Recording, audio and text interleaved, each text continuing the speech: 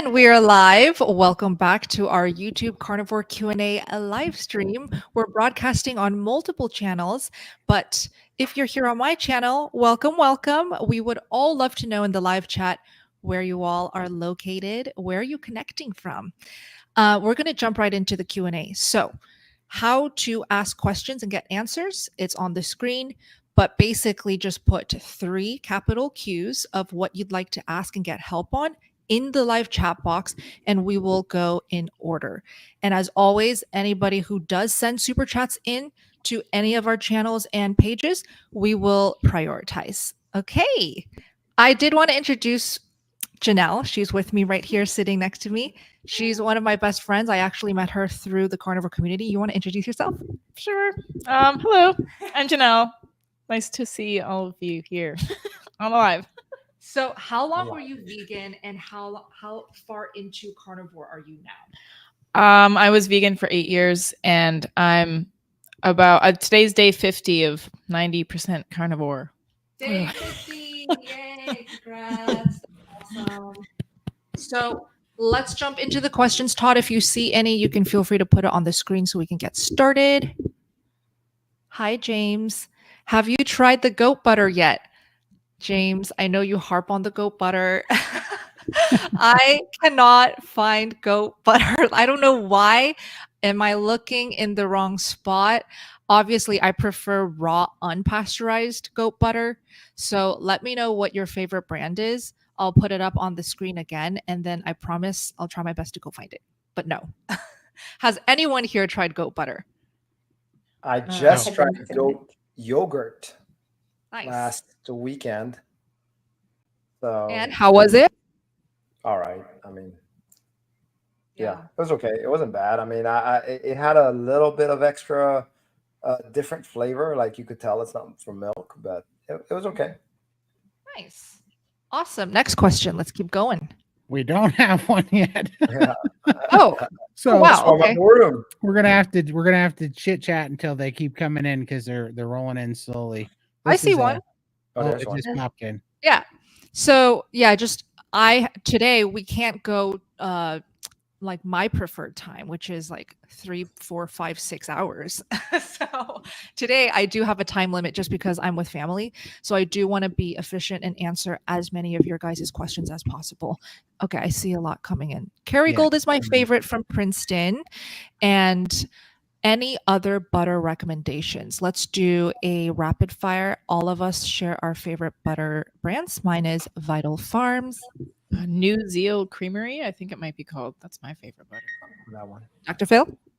I'm doing the grass-fed Costco butter. Yum. Raymond?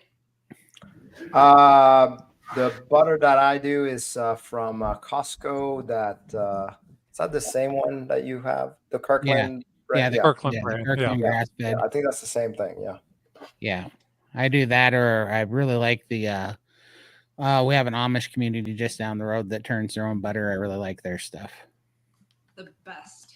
Those are cool. The one in the roll, right? Yeah, that big little log thing. Yep. Yeah. Nice. Exactly. Those are my favorite. I can't find those. Nice. Richelle? Yeah, my favorite is definitely Kerrygold's. Hands down my favorite. Lindy? Well, I'm in Australia. I use West Gold. It's from Tasmania and grass-fed as well. It's my favorite. I'm in Holland, and I actually have a farmer close by who makes their own raw butter. So Yum! Yum! Lucky. Very delicious. Yeah. The best. Okay, let's keep going. From Keith. Hi, Keith. I'm having a colonoscopy next week. Should I be concerned about the prep day? If you don't mind, Dr. Phil. Well, Keith, I'm joining you. I'm having a colonoscopy the 1st of November, so I'm not worried about it at all. I'm going to eat probably 3 meals the day before my prep starts. I'll fast on my prep day and then have my colonoscopy the next day, and then have a good meal once I've recovered from the goofy medicine they give you to put you down. Wait, are you not taking that whatever thing that you have to flush out with? solution? Dr. I'm Phil? sorry. Are you taking that? I think there's a pre-prep, right, to actually take. Yeah, you do the prep the day before. Okay. So And there's sugar in that. Is that right? mine doesn't have sugar in it. So Cool. I'm doing Miralax and Dulcolax tablets prep. There's no sugar in it. And I just do it in water. Some people do it in Gatorade and where they do the Go Lightly, but I don't do any sugar at all in my prep. Good. So you can do it without sugar. Still nasty though. Sorry. Well, of course. It's the price you pay. I know. Yeah. It's only one day of your life. Next. Every 10 years. Betty says, my husband and I are trying the carnivore diet for the second time. Yay, good luck. We do need a good support team. Hey, right here. You have the best support team right here. Each and every one of these carnivores right here have overcome so many struggles, so many health concerns. They've healed so much, and they're so very knowledgeable. So enjoy this live stream. It's going to be jam-packed with so much information and experience. And hopefully you get some value in this video, even in the playback, if you're watching. Okay. Well, for sure. And look in the description link, and there's a link to the Steak and Butter Gang in there as well. Yeah, that's the place to be. And or you can even make it a challenge for you, just following until the next live stream, which we apparently going to have one every week, unless something happens. Thank you, Raymond, for that. Yeah, this is our, Todd, third or fourth in a row now. This is our fourth. Awesome. It honestly just feels like hanging out with my friends. It doesn't feel, difficult or taxing at all. I look forward to these so much. So this is only our fourth in a row, but we do intend on doing it every single Friday night. So block out your Friday nights. Instead of watching Netflix, watch us so that you can stay on track, ask questions, and keep learning. So thank you, Betty, and keep us posted. Thank you. Lively Lioness, hello. How do I increase my stomach acid? I have fat malabsorption, floating stools, and mucus in my stools. Stomach acid, fat malabsorption, floating stools. I wonder if this person used to be vegan, because it sounds like some serious digestive issues that he or she is going through. Todd, what's that?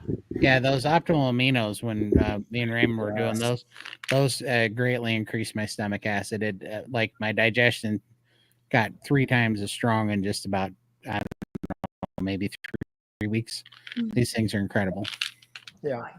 So a couple of things on that. You can use certain aids like betaine hydrochloride, but be aware if that's not your issue, which I did betaine hydrochloride just to see recently, and I started having bad heartburns. So obviously, that may not be the issue. So if you checked with that, that's a good helper, but you may not need it later on. The best thing for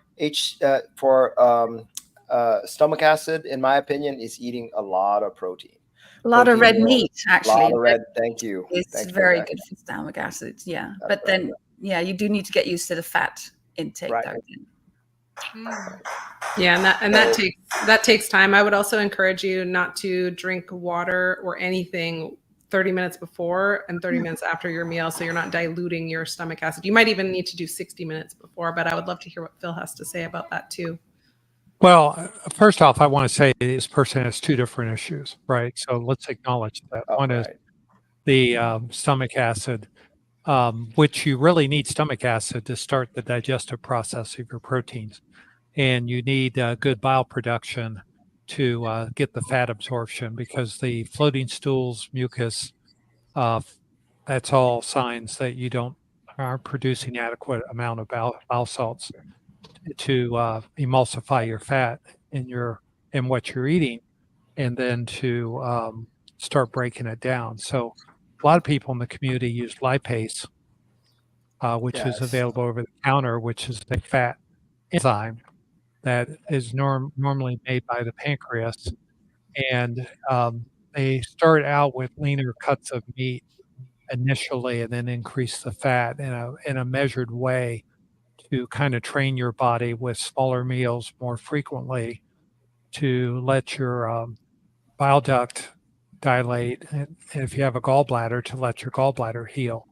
Because normally it's either you've had your gallbladder out or you have an ill gallbladder, and they will improve either reason over time, but you have to work your way up to it. But lipase or ox bile are two good things that can help you in that transition. But I really recommend the straight lipase because it's something you can easily use for a short time.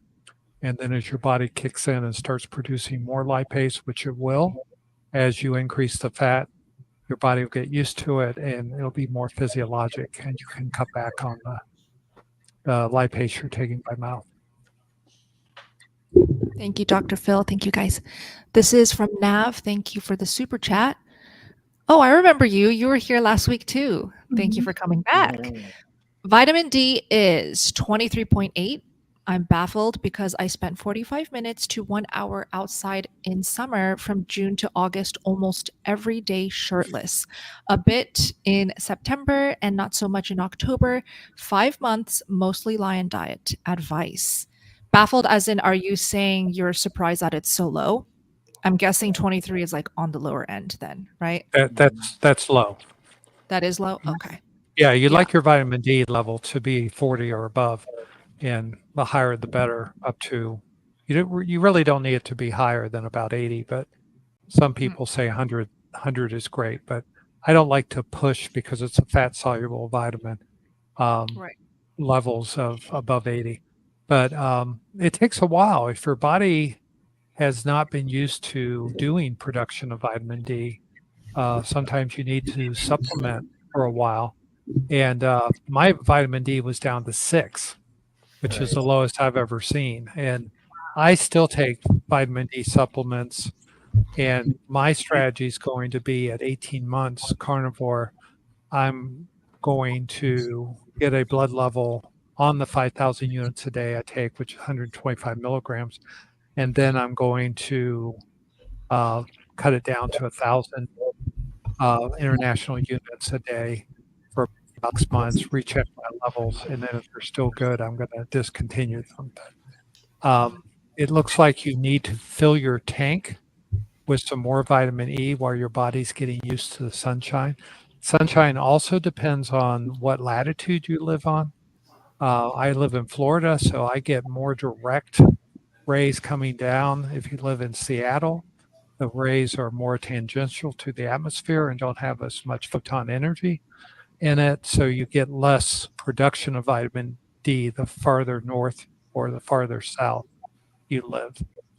And so don't be afraid to take extra vitamin D until you get your levels up over 40. What about K2, Dr. Phil? Isn't that the precursor? About what? K2, isn't that the precursor? No, K2 is a K vitamin, and you need K2 with vitamin D in order to properly use your calcium. So it has to do with calcium metabolism. And obviously he's going out without his shirt on, so I take it he's a guy. I can't always assume that these days, but K2, a lot of people deficient in vitamin D, and D3 is what I'm talking about with the supplement, do benefit from taking K2 for the short term. But if you've been carnivore 6 months or longer and you're eating fish and eggs, you probably don't need the K2 anymore. Yeah. So I think people probably take a lot of unnecessary K2.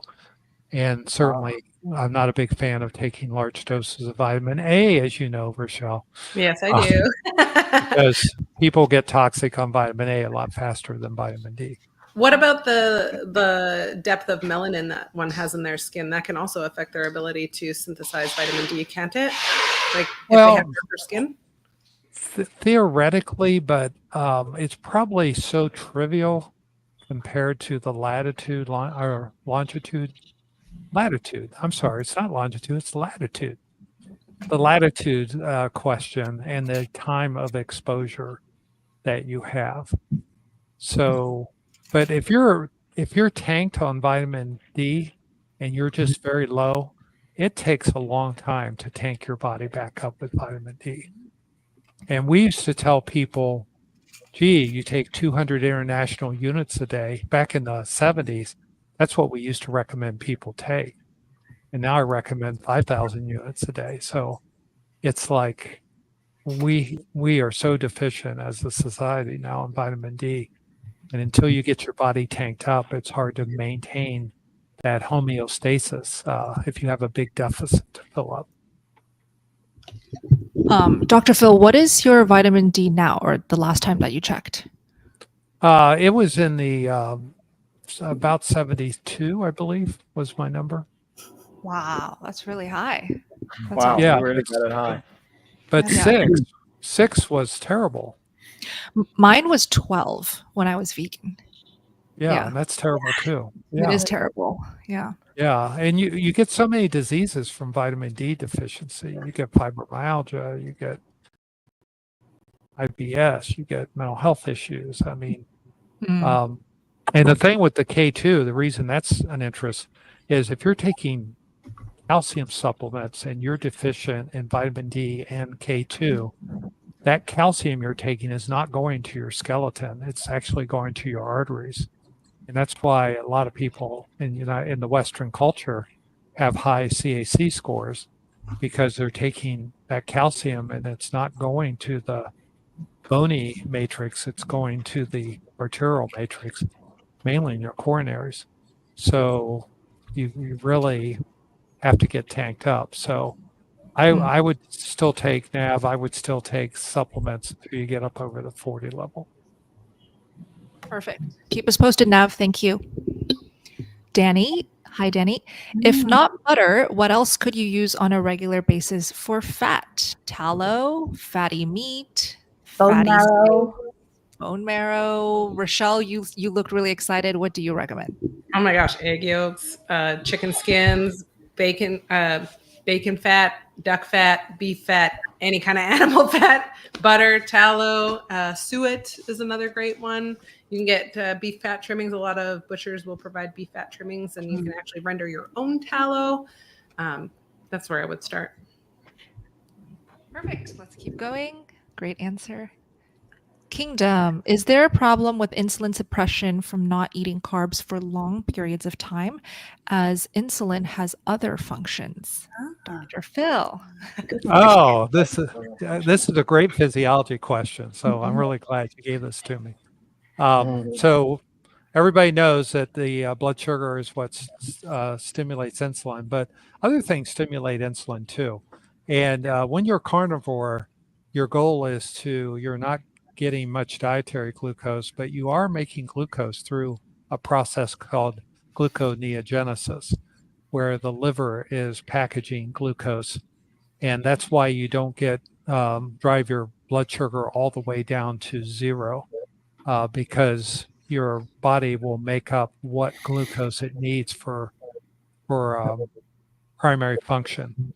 And also cortisol, exercise, other things increase your insulin levels. So now I have heard a couple of influencers on the internet claim that they add carbs back into their carnivore diet if they're having problems with their insulin, but that doesn't make physiologic sense to me. And I would be looking at what is really going on with them. Do they have a pancreatic deficiency, some type of fatty liver, or other process to explain that? So I'm really not worried by people that are eating carnivore for a long period of time having to worry about driving their insulin to zero. Most people in the Western culture have problems with insulin resistance. And so they're going to have higher than normal insulin levels, and you really want to get those insulin levels down and not worry about driving it down too low. The body will heal itself and produce just what you need if you give time for it to heal. If you make insulin, if you're a type 1 diabetic, that's a different argument. So Great. Thank you so much for explaining. Let's keep going. Hi, Torma. I have been on meat-heavy diet keto since last January. Carnivore for the past 4 months. I had I'm not going to say that, but the poops, okay, for about a week, then settled down, and I had bad sleep, but it seemed to have improved. Thanks for your vids. Oh, so not really a question, I guess. Thank you, Torma. Thank you for the support. Yeah. Glad the videos help. And by the way, anyone who just joined the live stream, welcome, welcome.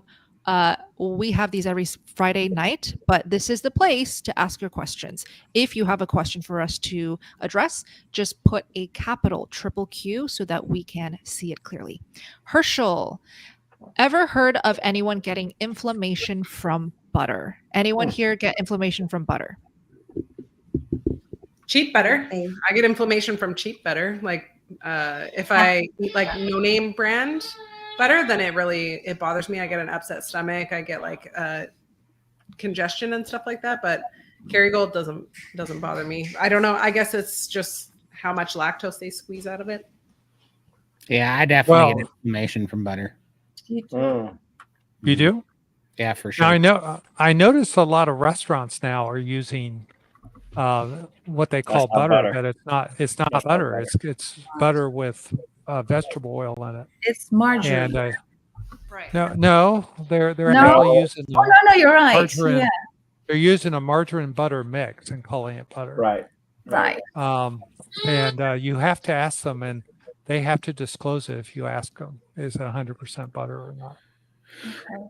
But it's true. They're actually adding palm oil and olive oil and all that kind of stuff in the butter all now. Kinds of things. Yes. Wow. To make it sound healthier. Yeah. But Adek, do you get inflammation from butter? Like real butter? No, I don't. That's great. Yeah. Well, then I'd love to hear from you, Todd. Like, how do you know? What symptoms? Mostly fluid retention. When I eat any kind of butter, no matter what it is, I'll retain fluid. And then that's why I switched over to tallow. And then a slight bit of joint inflammation. And, I don't get it in my lungs or anything like other inflammation, but I feel it in my joints and I feel it in fluid retention. And that's even if I eat the unsalted butter. So it's definitely why I switched over to tallow. Okay. Nice.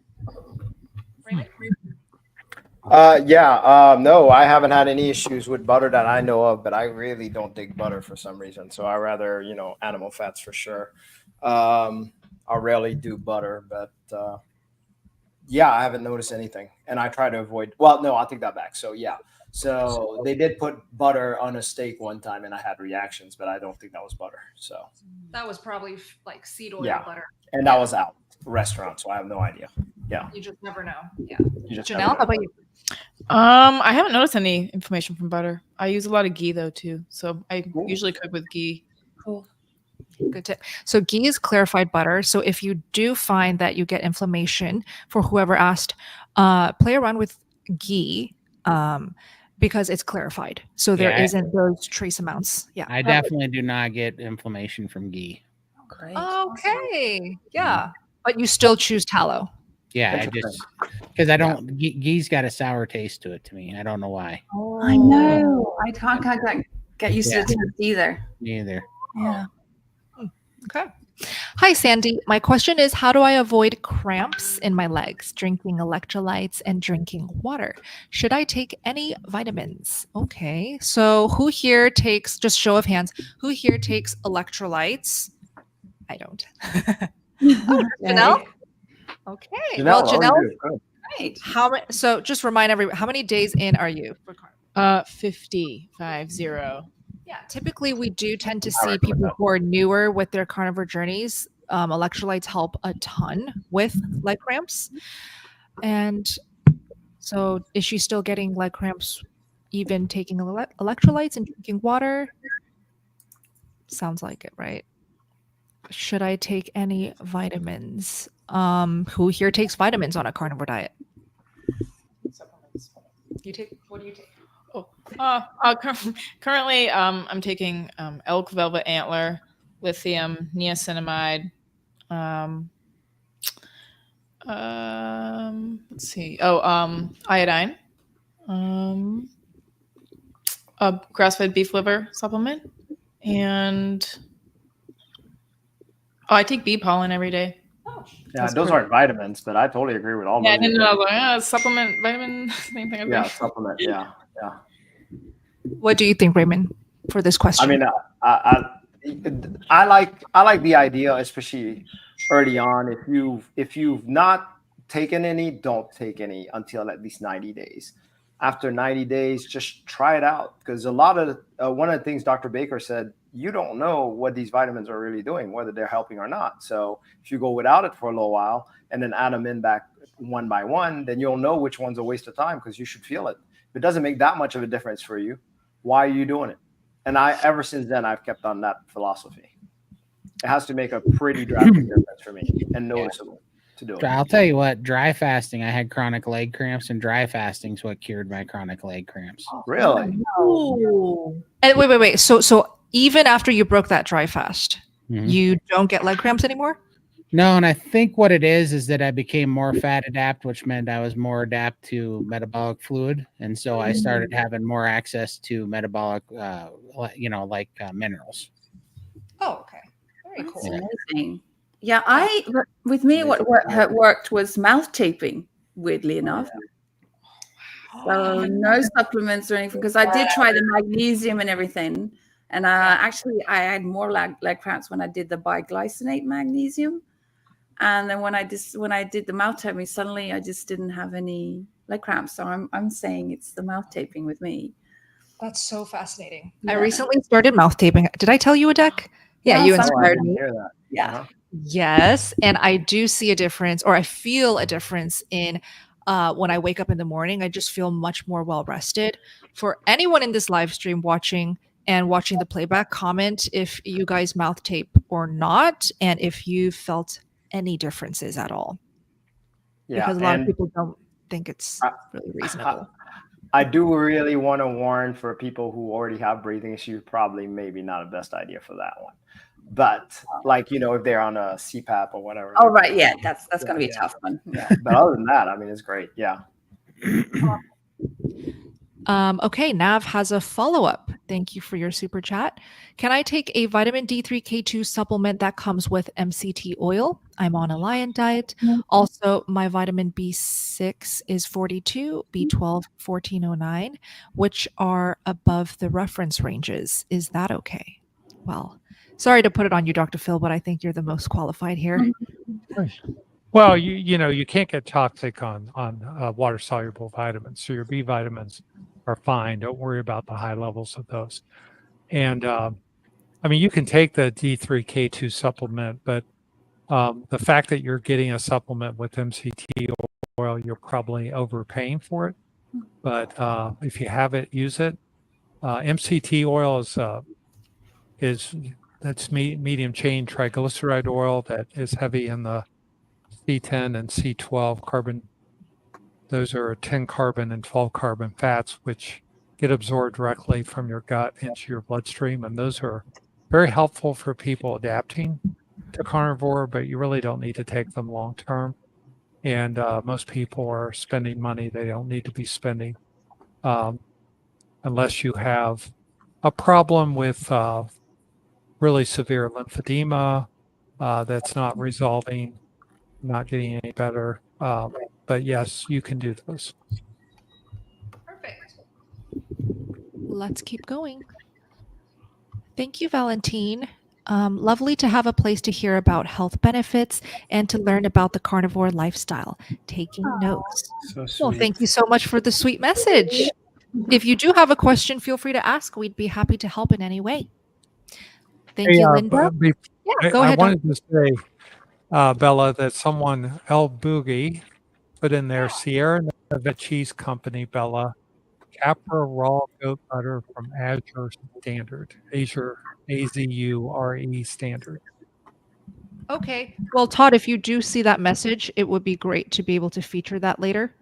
Feel free to just take your time starring that. You don't have to do it right now. I don't know how to star it, but yeah, it's best just like for playback experience to always put the message visually. So we'll do that eventually. Yeah. But thank you. Thank you for that. Let me just go through real quick. I think that Valentine was a Dutch person I know. So thank you for the comment just now. Yay! Thank you, Valentine. Linda says, unfortunately, I don't like meat a lot, so I'm mostly eating fish, especially salmon.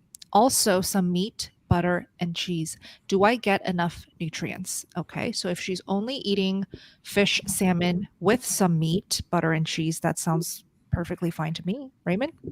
Oh my gosh, that's great. So first of all, one of the things about salmon that they say is great on omega-3. So we want to get as much as we can. A lot of people say, hey, you should eat fish twice a week, but really, I went through most of my carnivore diet journey just on ribeyes. So you don't have to, but if you like fish, heck yeah. And if you only like fish, that's fine. One thing I want to let you know is that might not last. There'll be sometimes all of a sudden you taste a piece of meat and you're like, this tastes good. Now this is later on down. So don't think that you'll always stay in the same, because right now I'm actually enjoying fish, weirdly enough. So I never thought I'd say that. But anyways, it changes, and it changed for me too. What type of fish do you enjoy? Actually, I'm enjoying salmon lately. I was in that tuna kick for a little bit, and now I'm in the salmon kick. That's true. My goodness. I'm like, what is going on? It's like I used to be all for ribeye. For me, ribeye now it's just once a day. I'm priming right now, so now the rest is like I want fish. So that's great. Yeah, Linda, you're doing great. Keep us posted, and thank you for the super chat.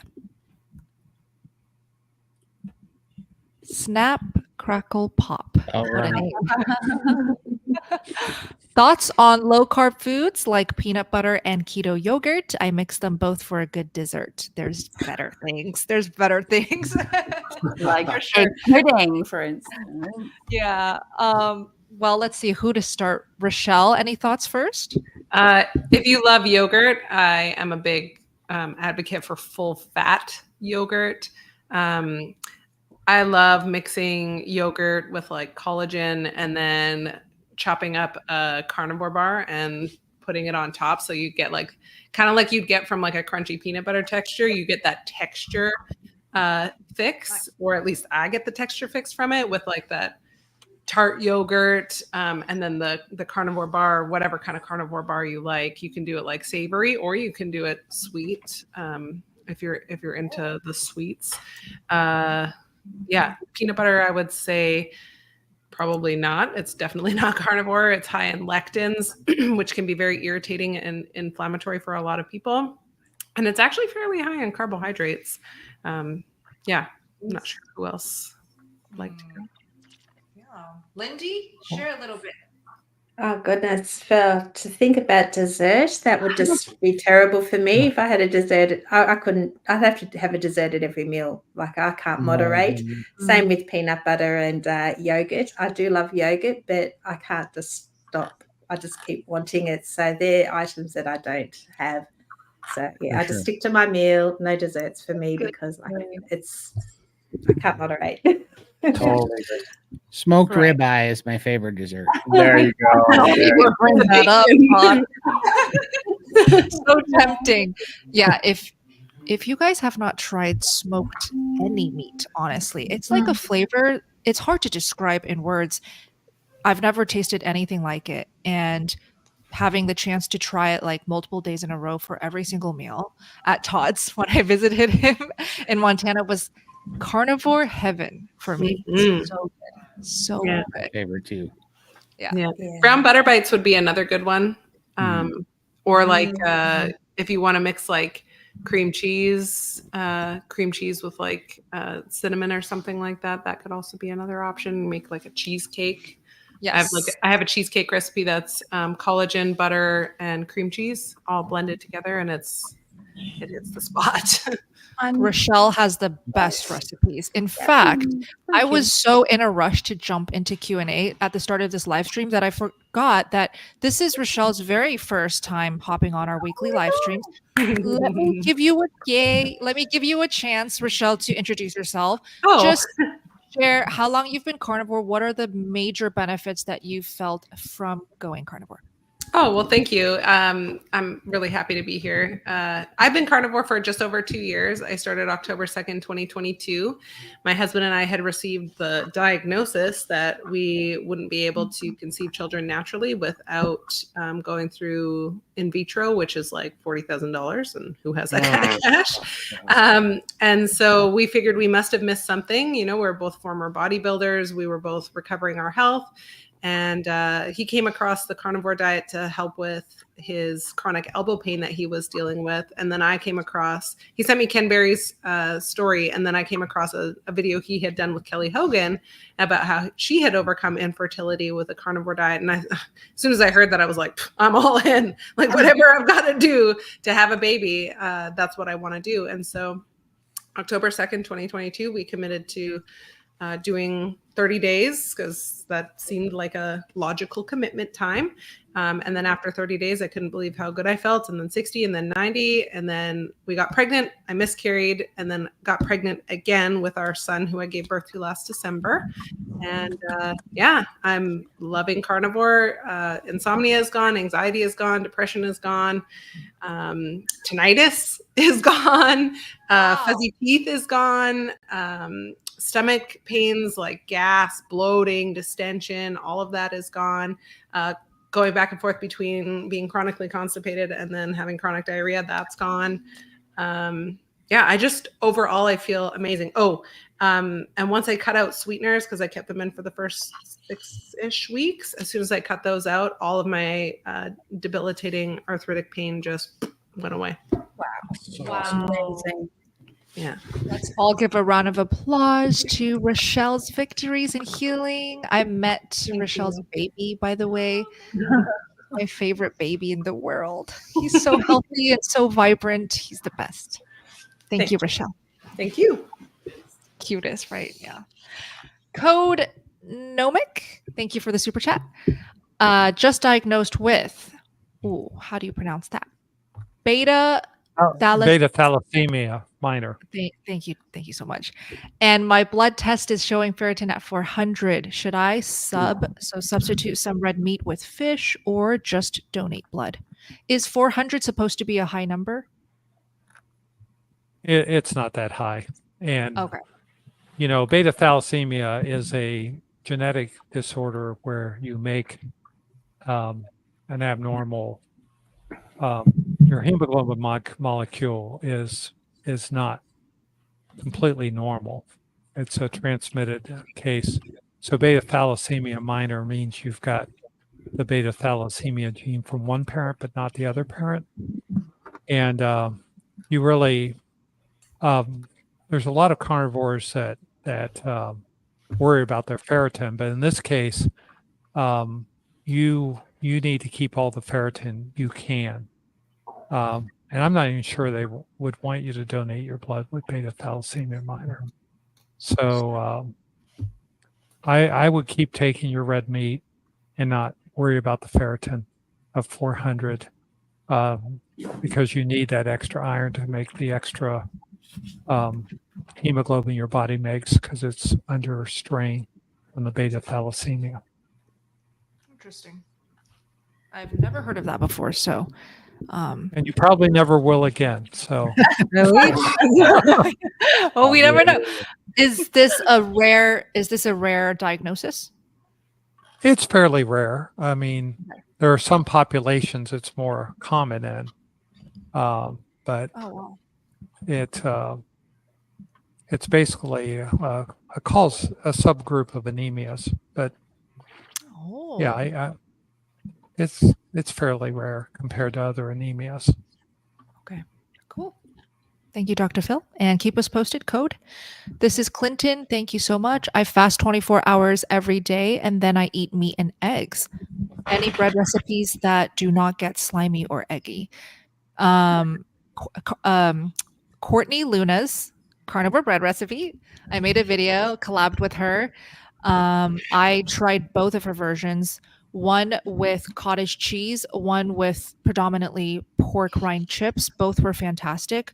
A great hack for carnivore bread is to air fry. So slice it up, right? Bake it however you like. Slice it up, then toast it in the air fryer, and Tastes so good, crispy, crunchy, delivers that toastiness that you need from a bread. So that one's good. Search Courtney Luna on Instagram. She has all of these great recipes that she teaches you how to do.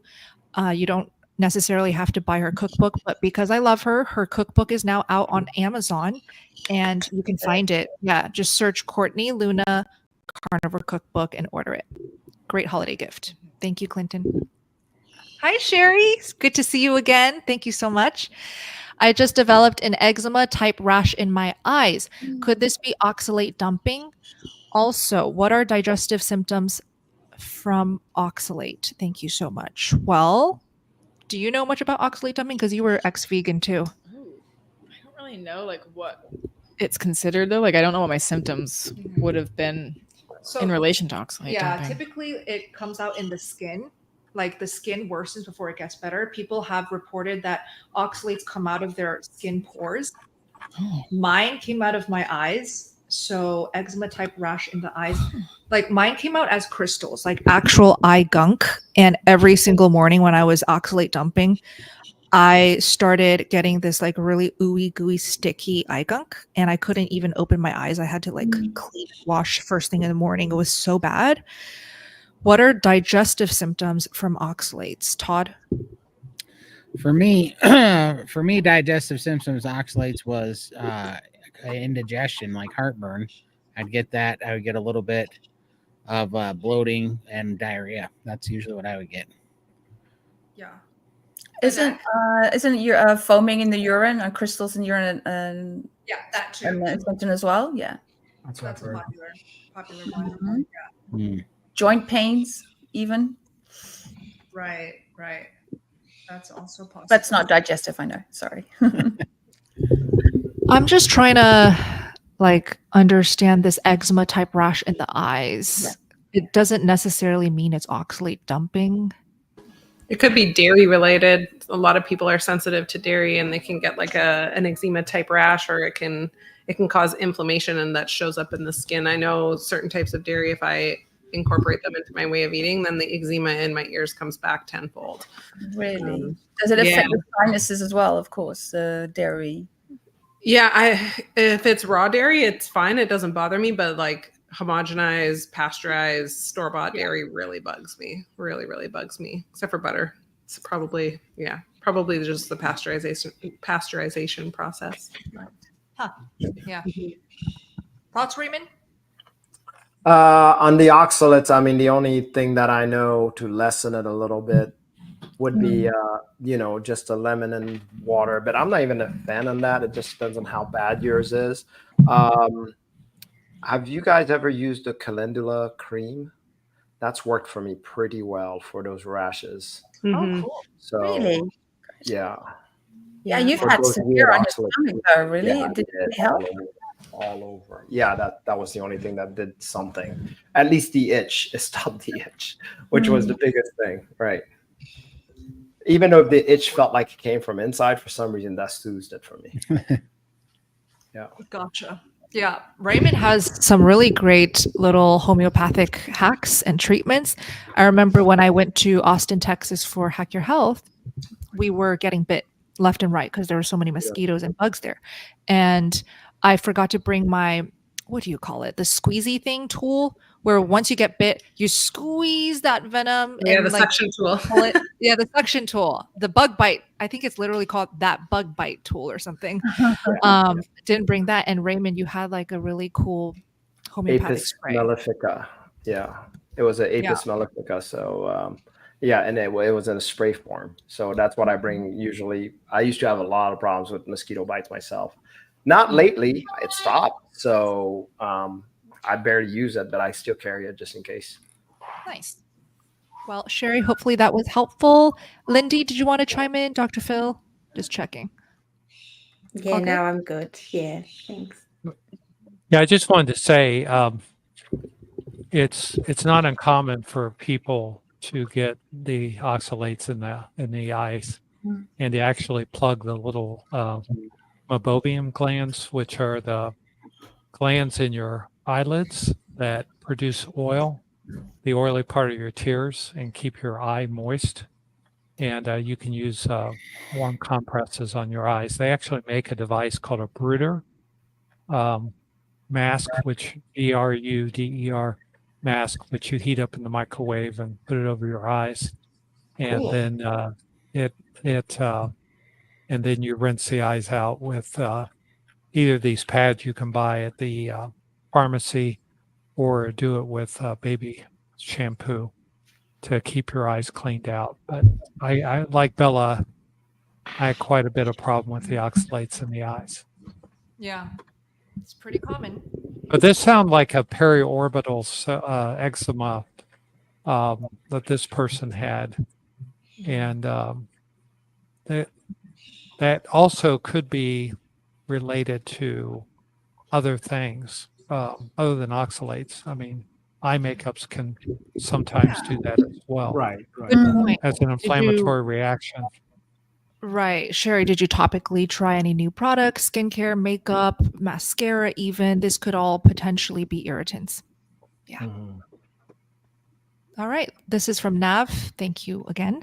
Thoughts on a 3-day sardine fast? Oh, yeah. So this is a very popular topic, I guess, because recently a lot of carnivores have been trying the sardine fast. I'm not actually sure who started it, or who started talking about it.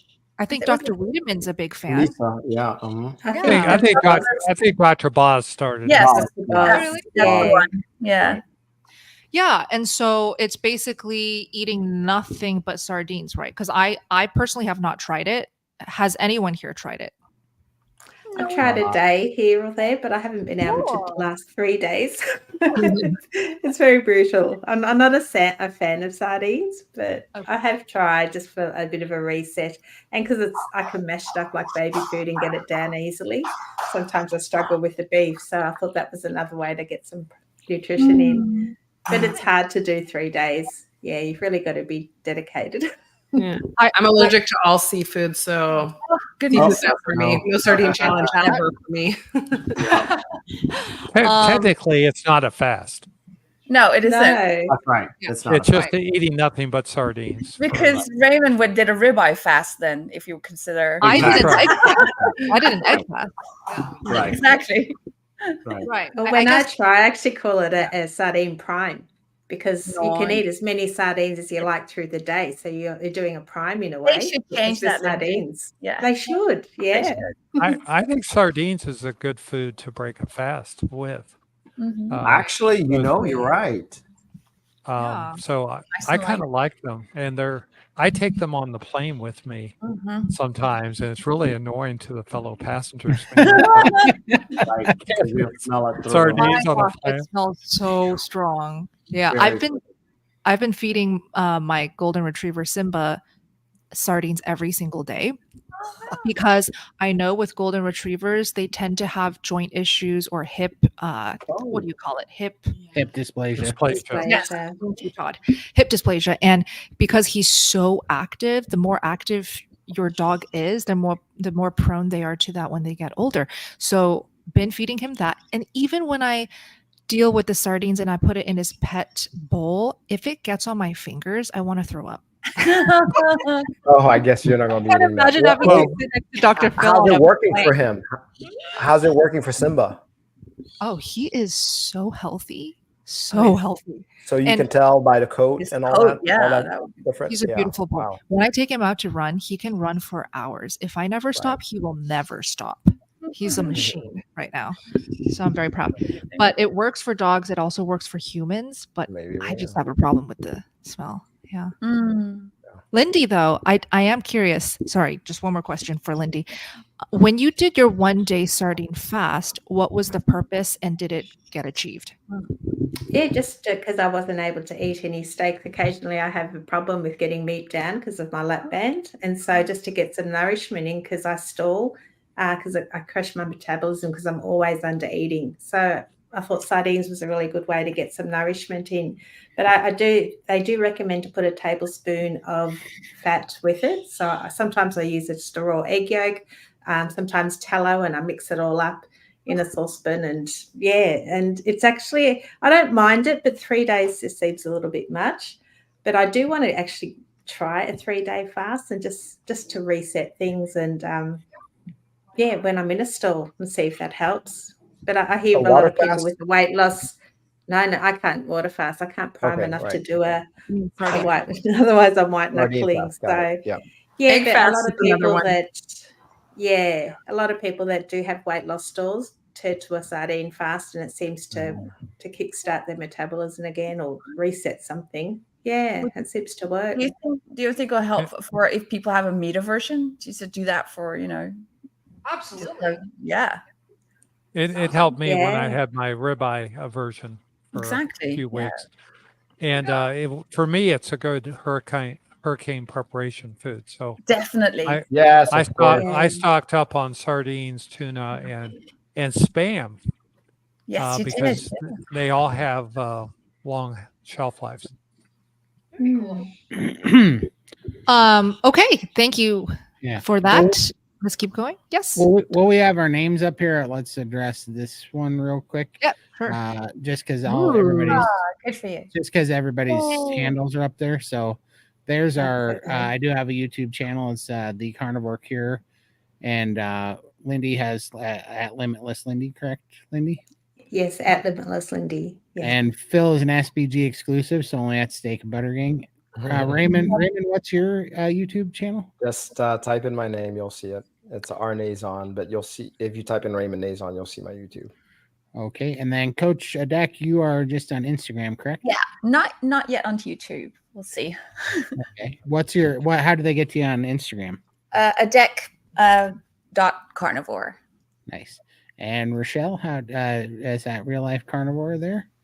Correct. YouTube and Instagram, correct? YouTube, Instagram, Facebook, website, everything. Everything except for Twitter. And then, of course, Bella at Steakandbuttergal. So, yes, that's right. Definitely take a minute, guys, to follow everyone here. I will be sure to link everyone under this live stream playback in the description box for anyone who enjoys the playback. I will need to collect those links so I can put it down there after this finishes. Yeah, okay. There we go.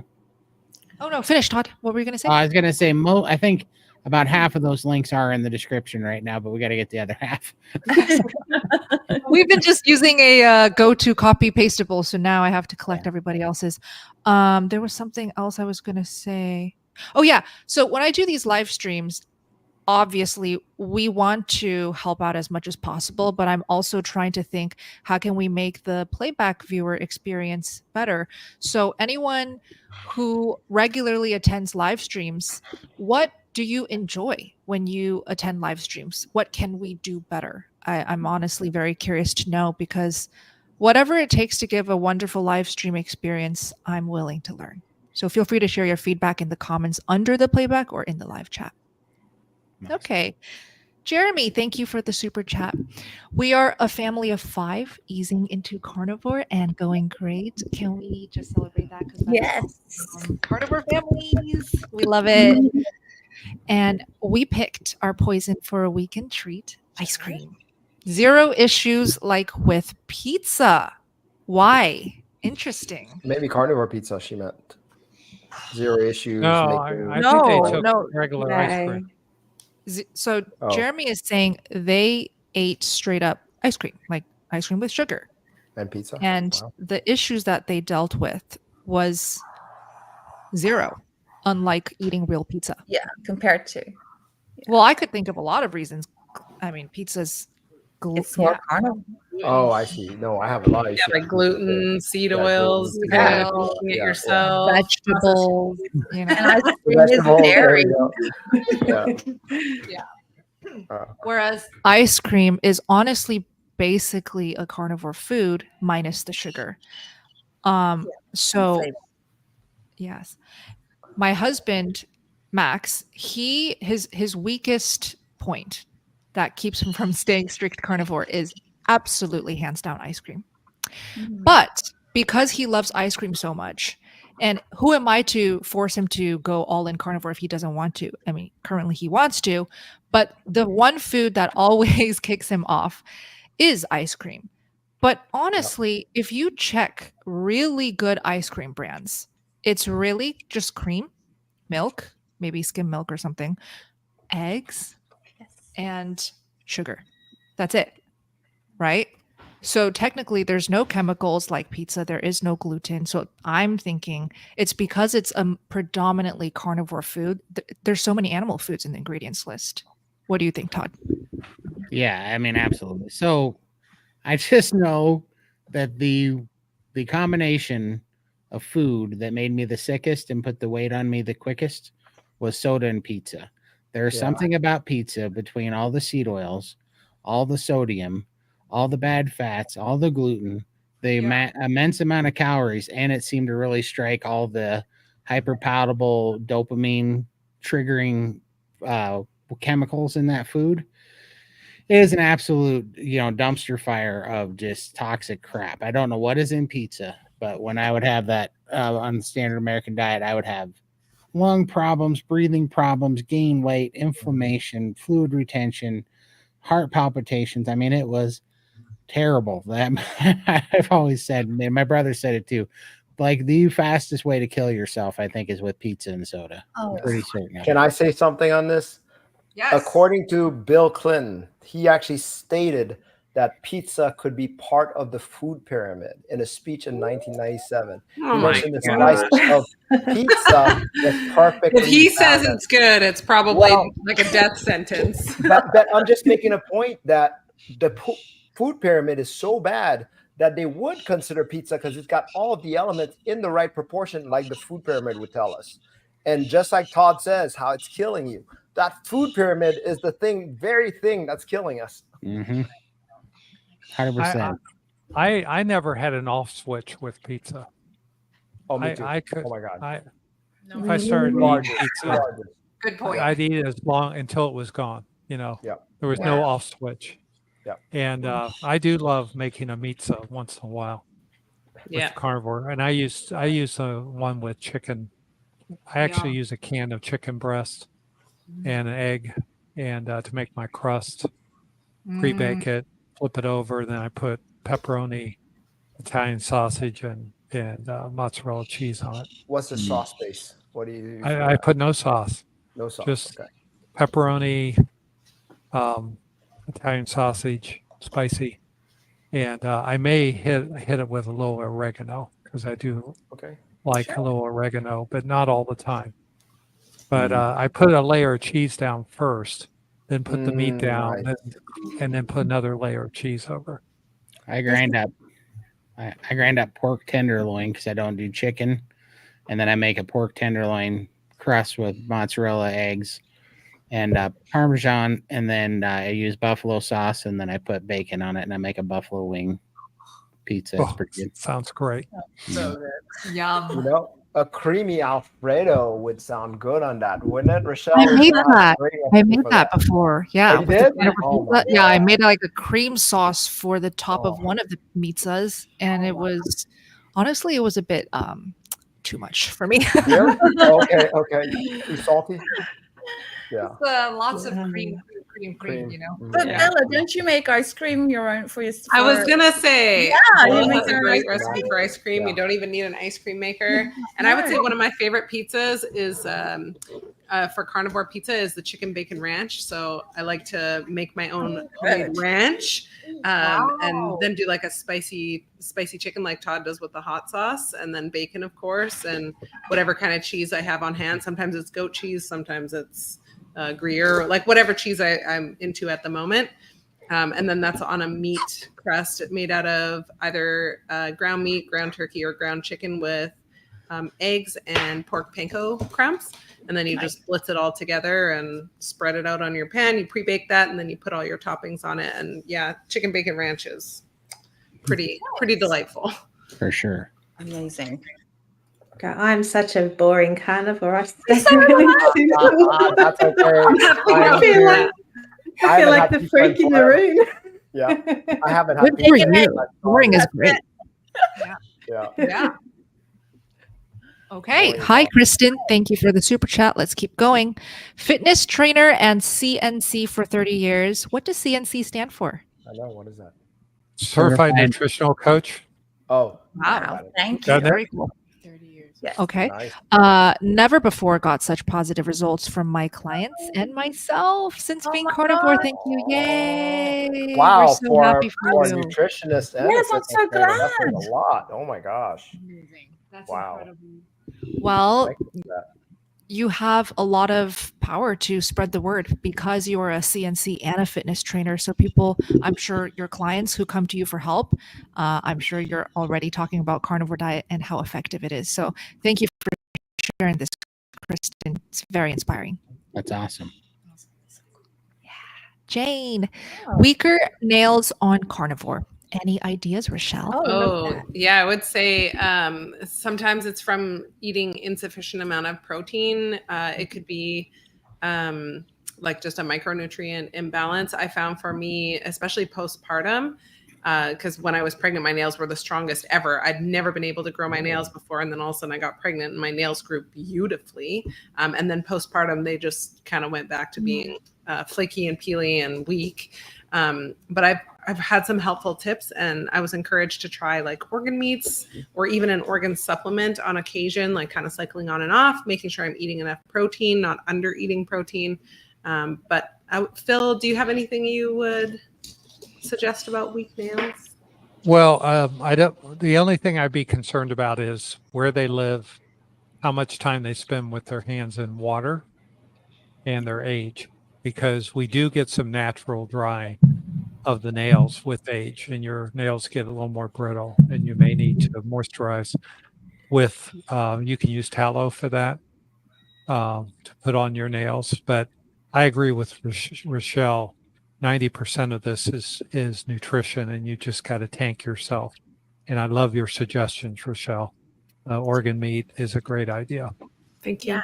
And perhaps collagen as well. I mean, just get it from the meats. Not, I mean, there's of course the supplements, but go for like bone marrow and all the cartilages in the in between the red muscle meat as well. That's good for bones, skin, hair.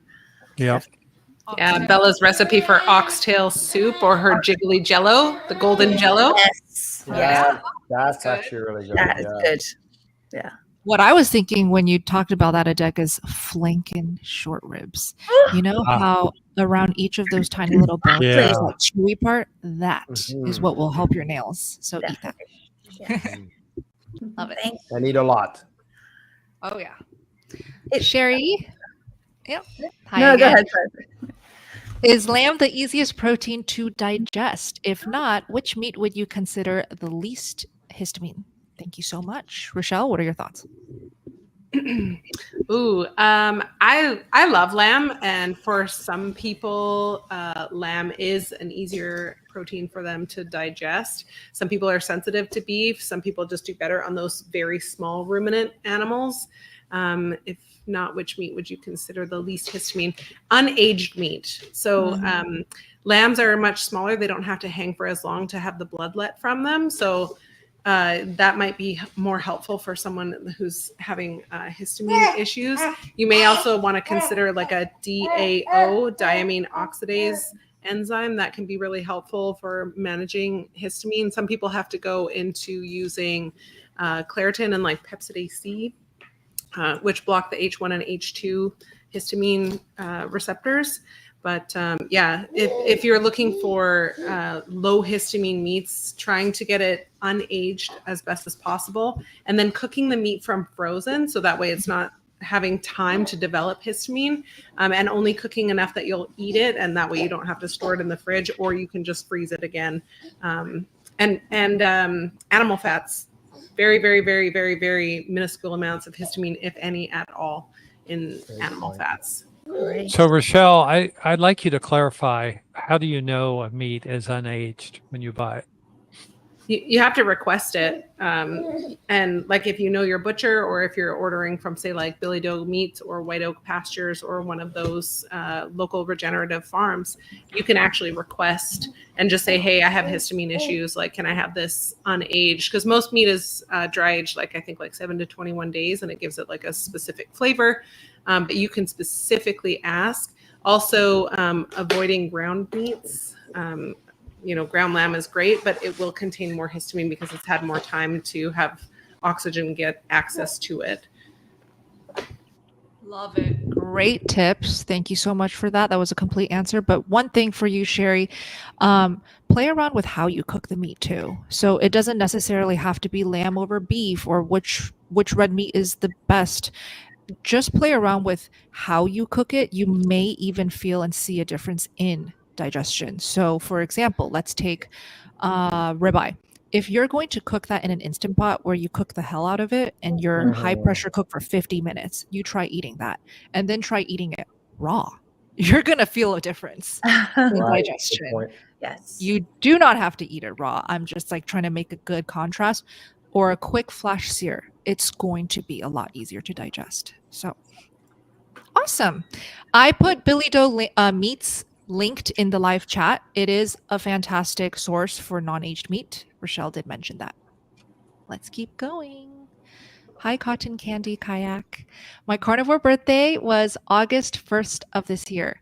Happy carniversary. That's awesome. Happy carniversary. Yay.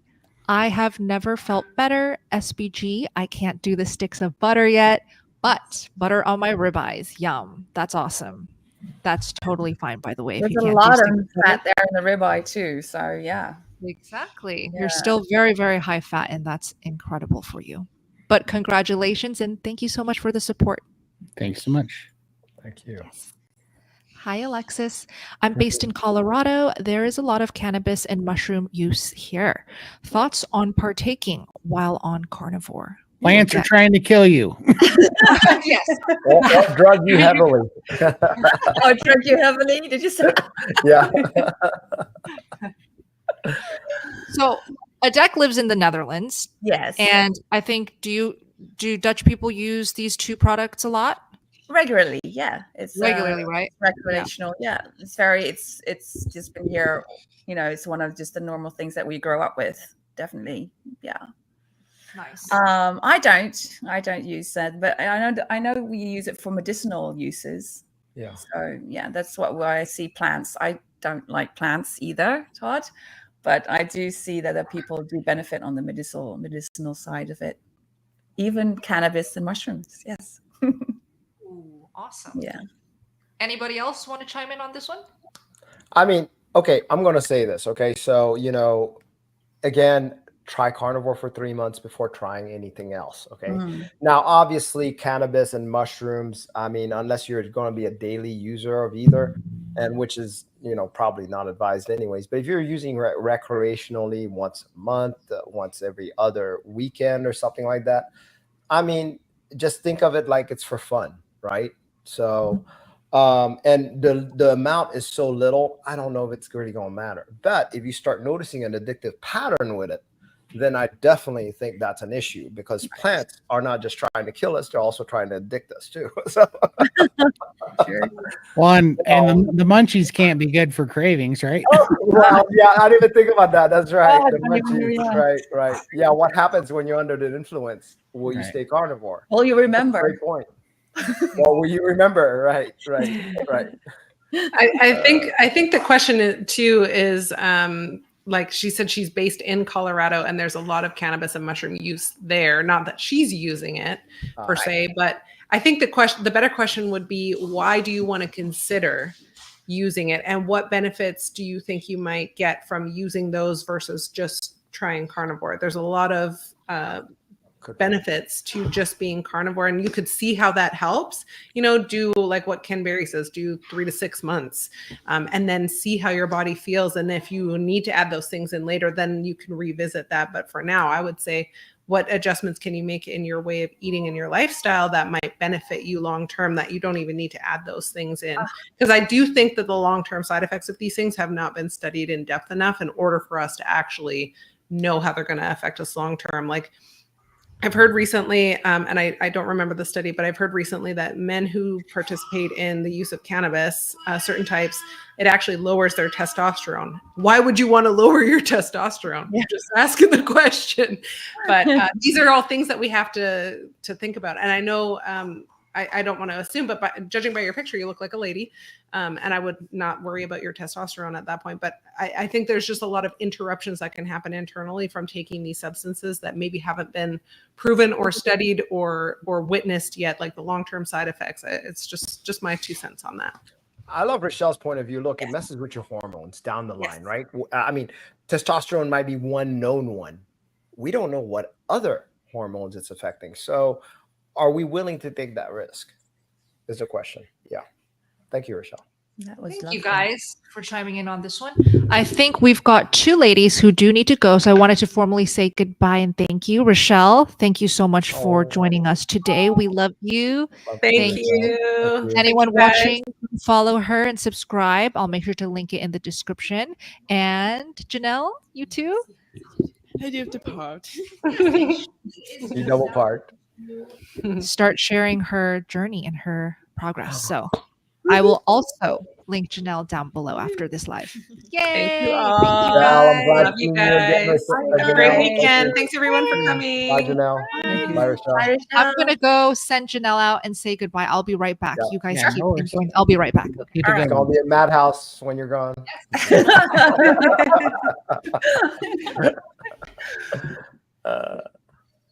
Okay.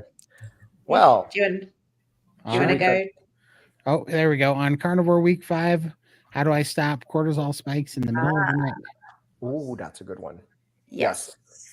Go ahead, Raymond? Rebecca. I know what you're Or, thinking. okay, there you go. Oh, well, one of the tips that, and I've actually had a client who uses it all the time, is butter in during the night. So if you wake up, have a spoon ready on your bedside table and take a bite of that, or just eat that spoon, and it does help. She falls asleep and her insulin spike goes down for sure, and she doesn't even have to go to the bathroom or anything as well. So that's fine. I don't know if there are any other tips. I think Dr. Bright has a container of butter cubes by her bed. Oh, for that really? purpose. So Yeah. smart. Gosh, Yeah. okay.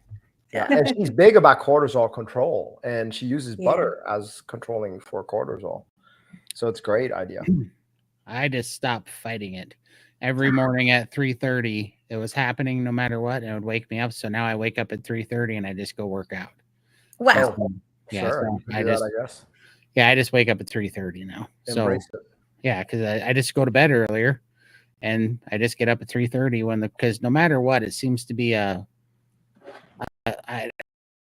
don't know, it seems to be just a time of night type of thing. Doesn't seem to cause that, but at 3:30, no matter what, every night, somewhere between 3:15 and 3:40. I was already wondering why you were already awake when you were texting me this morning. Yeah, I I still get that, by the way, Todd, still to this day. Yeah, and so do I. And I just got tired of fighting it because the more that I tried to fight it, the less it seemed like I'd sleep. I try to go back to sleep. I might fall asleep at 5:30 for an hour Right. or 30 Right. minutes. I'd wake up feeling like crap. So I just started going to bed a couple hours earlier, getting up at 3:30, going and working out before work, and I feel way better. Way So better. smart. So smart. It was definitely the answer for me.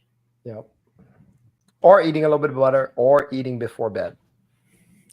I tried That's all some those people don't things. do that. and It Well, just that's didn't different work. for Yeah, that one's dangerous. Right. It's You not tried dangerous, those, it's doesn't work. different for everyone. Yeah. Well, it is. It is. Eating before bed can cause a lot of upsetness and all that. But that's one way to get the cortisol down too. Yeah. So, but that didn't work for you though, Todd, huh? Yeah. No, like if I ate, I wouldn't have the cortisol spike, but I'd have like indigestion or something at night. Right. That's the problem. And then I wouldn't go into REM sleep. Yeah. I'd had a lot of energy then, then I'll just go to bed at 4 because I have too much energy to fall asleep after eating at 10. Yeah. Yeah. Sometimes I find that I wake up in the middle of the night, I can't sleep, husband's snoring, so I jump on my vibration plate and I just stand there with my eyes closed and just sort of tune out. And then I can jump back into bed and I fall straight to sleep. It's just like it relaxes my whole body. Really? So I don't know, it's just like a bit of a meditation in a way. Yeah. I sleep You're like able a to go back baby. to sleep. That's amazing.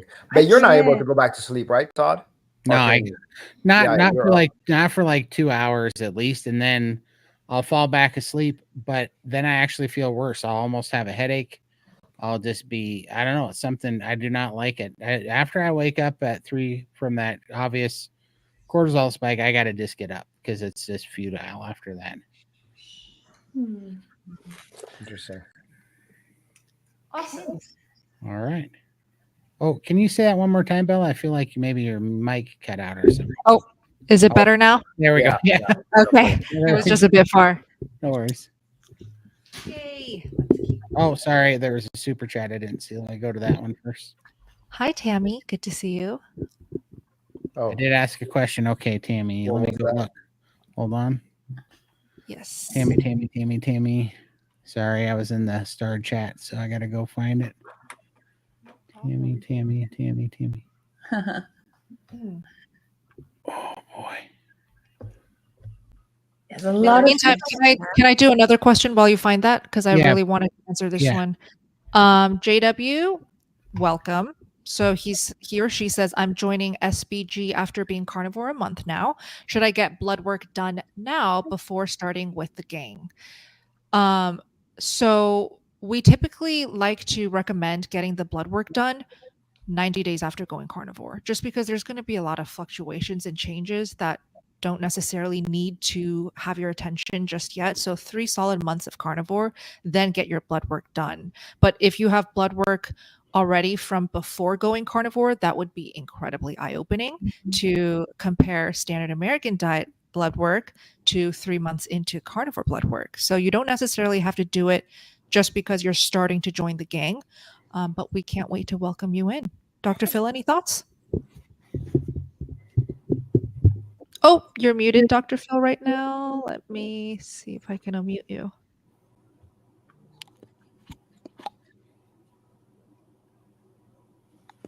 You're still muted. Okay.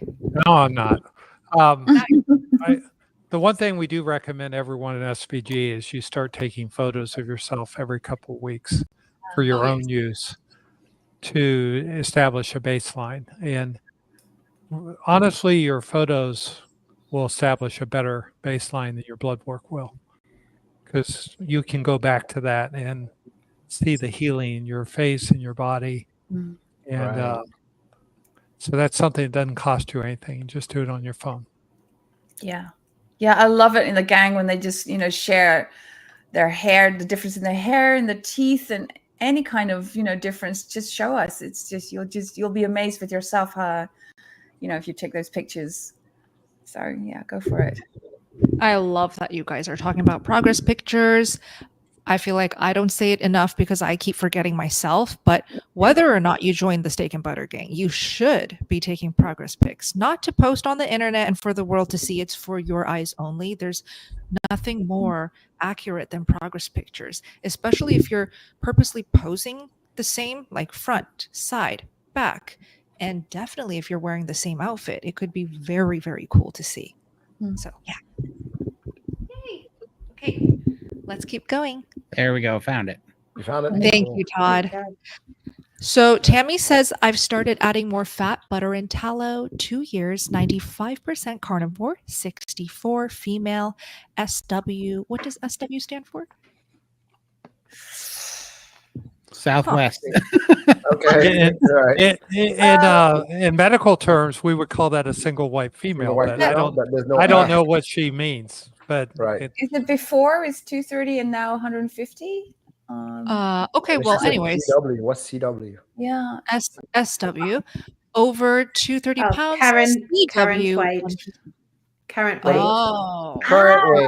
Oh, starting weight. Right. Starting weight. Okay. Starting weight. Current weight. Got Current it. weight. We've learned. Wow, I've Good never one. seen that Thank before. you, Lindy. Okay, we learned something new. Thank you, Lindy. Right. Okay, starting weight over 230 pounds, current weight 150 pounds. That is incredible. Wow, Can we that's applaud that firstly? So that's 80 pounds lost. Fantastic. I stalled a lot though. Thoughts on adding extra fat while eating at least a pound and more of protein? Yeah, Adek, you were quite visually nodding. What do you think?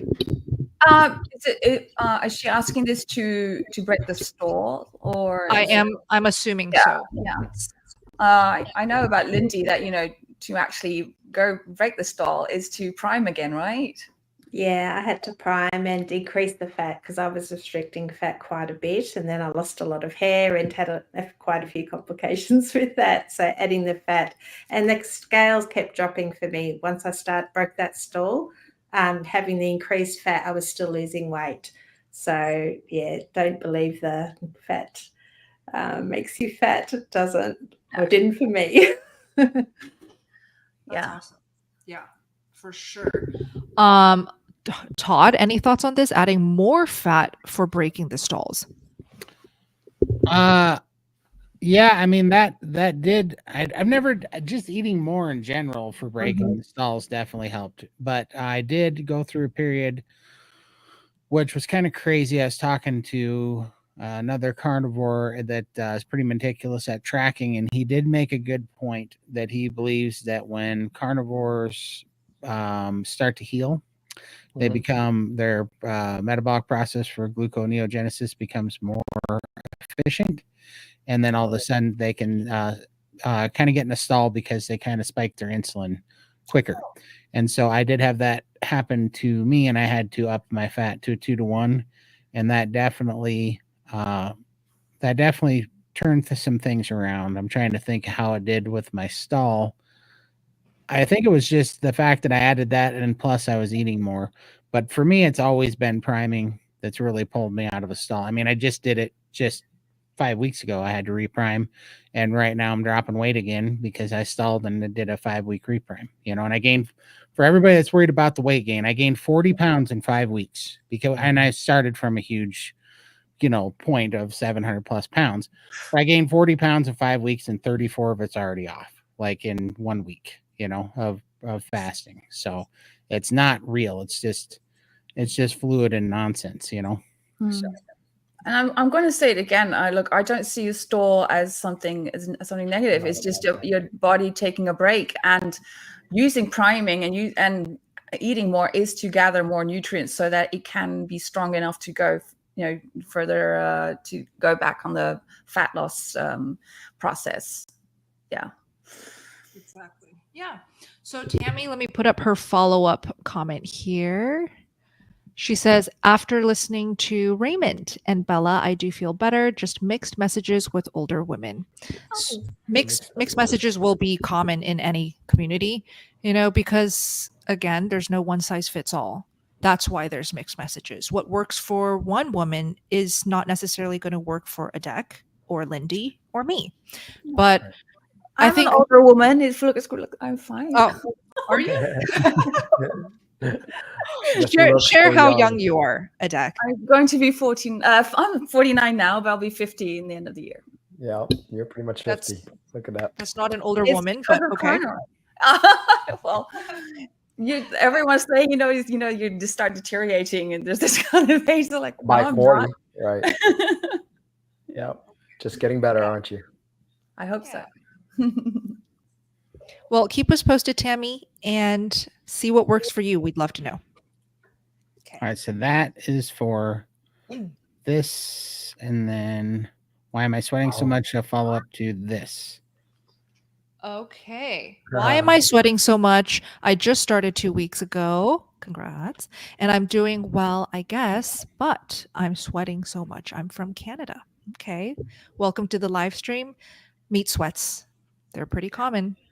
Maybe he or she doesn't know about the meat sweats, but typically when you're adapting to only eating meat, no more carbs, no more ice cream, and you're eating all these dense, hot cooked meats, your body just goes up in body temperature. So you have more heat energy to expend.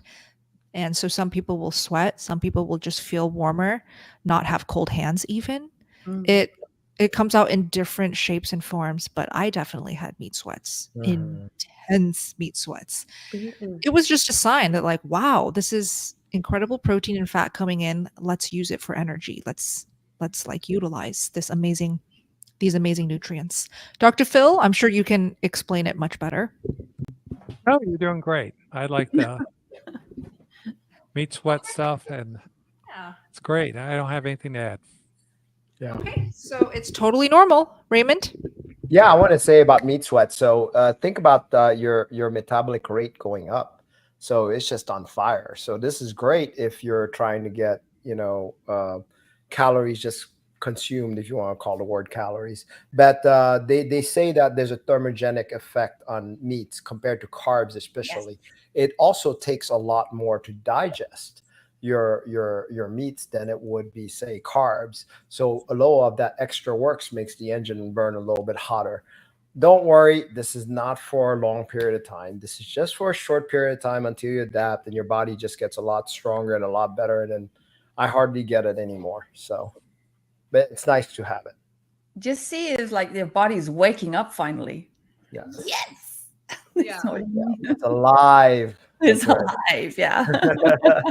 It's like getting that jolt from Frankenstein, Exactly. right? It's alive. It's alive. Yeah, it's a nice feeling. Nice. All right, Mac, my friend. Oh. I do not I appreciate it so much. I do not think that there's a comment with this one. They're making us work for it tonight. They're posting comments, and I'm gonna be great at Where's Waldo after this. I can tell you that. I'm gonna find that dude in a second. They want to see you confused, Todd. Exactly. I'm gonna go all the way back. If this person's still here, you're awesome. But no, those were amino acids that I was showing about that enzyme way early on. But that they did really. Raymond, what is that stuff that makes amino acids taste like vomit that also seems to help our digestion? Wow. Is that the, which one's that one? That's the, I think it's the isoleucine, but I'm not really sure. Is it? Yeah, one of the amino acids is what leucine seems to taste like stomach acid. So it tastes like puked in your mouth, but whatever it does, it seems to make your digestion really good. Wait, I'm trying to think. Which one was that one? I don't remember when we had the bottles of powder that you can hardly. Yeah, we were doing the powder, and then the one that was mixed, and it was we hardly did it, and that one had all the amino acids. Remember when you couldn't even swallow it? Yeah, it was rough. You'd be taking it down really as like rough. This tastes like it's coming back up. Yep. It's rough. Nice. All right. Oh wow. Oh, I love this one. Oh, okay. So Louise says, I only started carnivore 3 days ago and feel way better already. What's going on? Well, that's exciting. Yay. What is going on? A lot of things could Take be going it as a on. win. Yes, definitely. It is a win. Absolutely. Yeah. The problem is I think what she's saying is like, can this be real? You know, it's like, can this be so quick? You know, I can say this for sure, that I did a weightlifter's diet for 14 months. Was never more miserable in my life.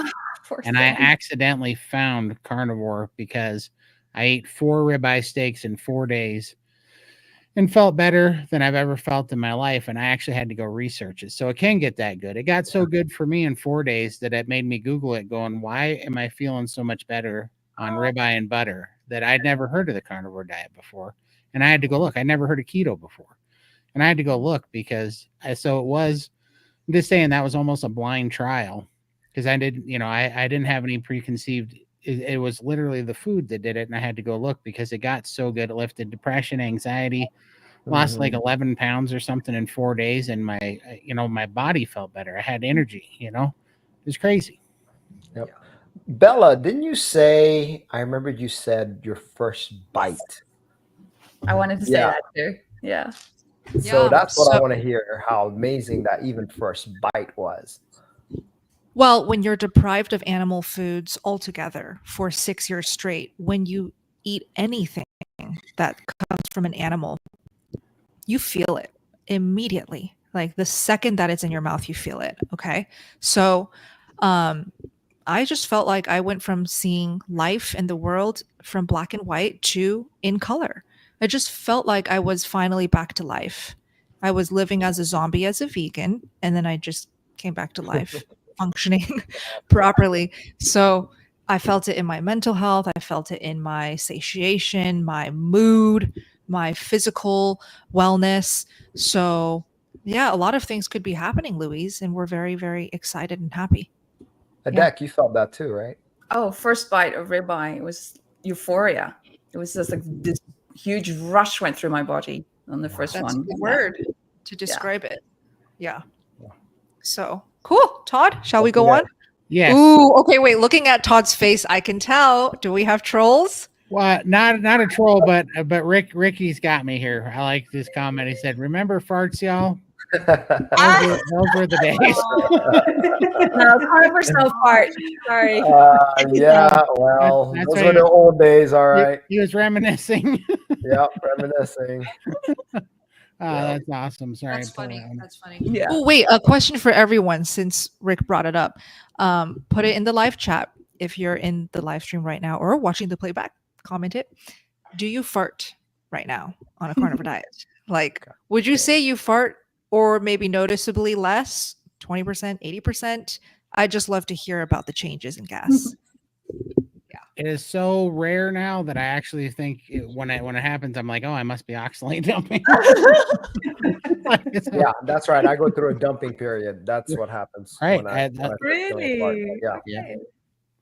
Because it's got to be, because for some reason every now and then, first of all, when I farted like as a carnivore, there was no smell, but every now and then there's like some kind of intensity to the smell, and also a period of time where I have it for often. So it's almost like it goes through a period of time where it just unleashes, and then most of the time nothing. Okay, this is also very real. Oh yeah. Okay. You're right, Sherry. You're right. Yeah, Thank you, Sherry. Don't trust a fart. Yep. That is a public service announcement. If I ever heard it. 100%, Saving because lives.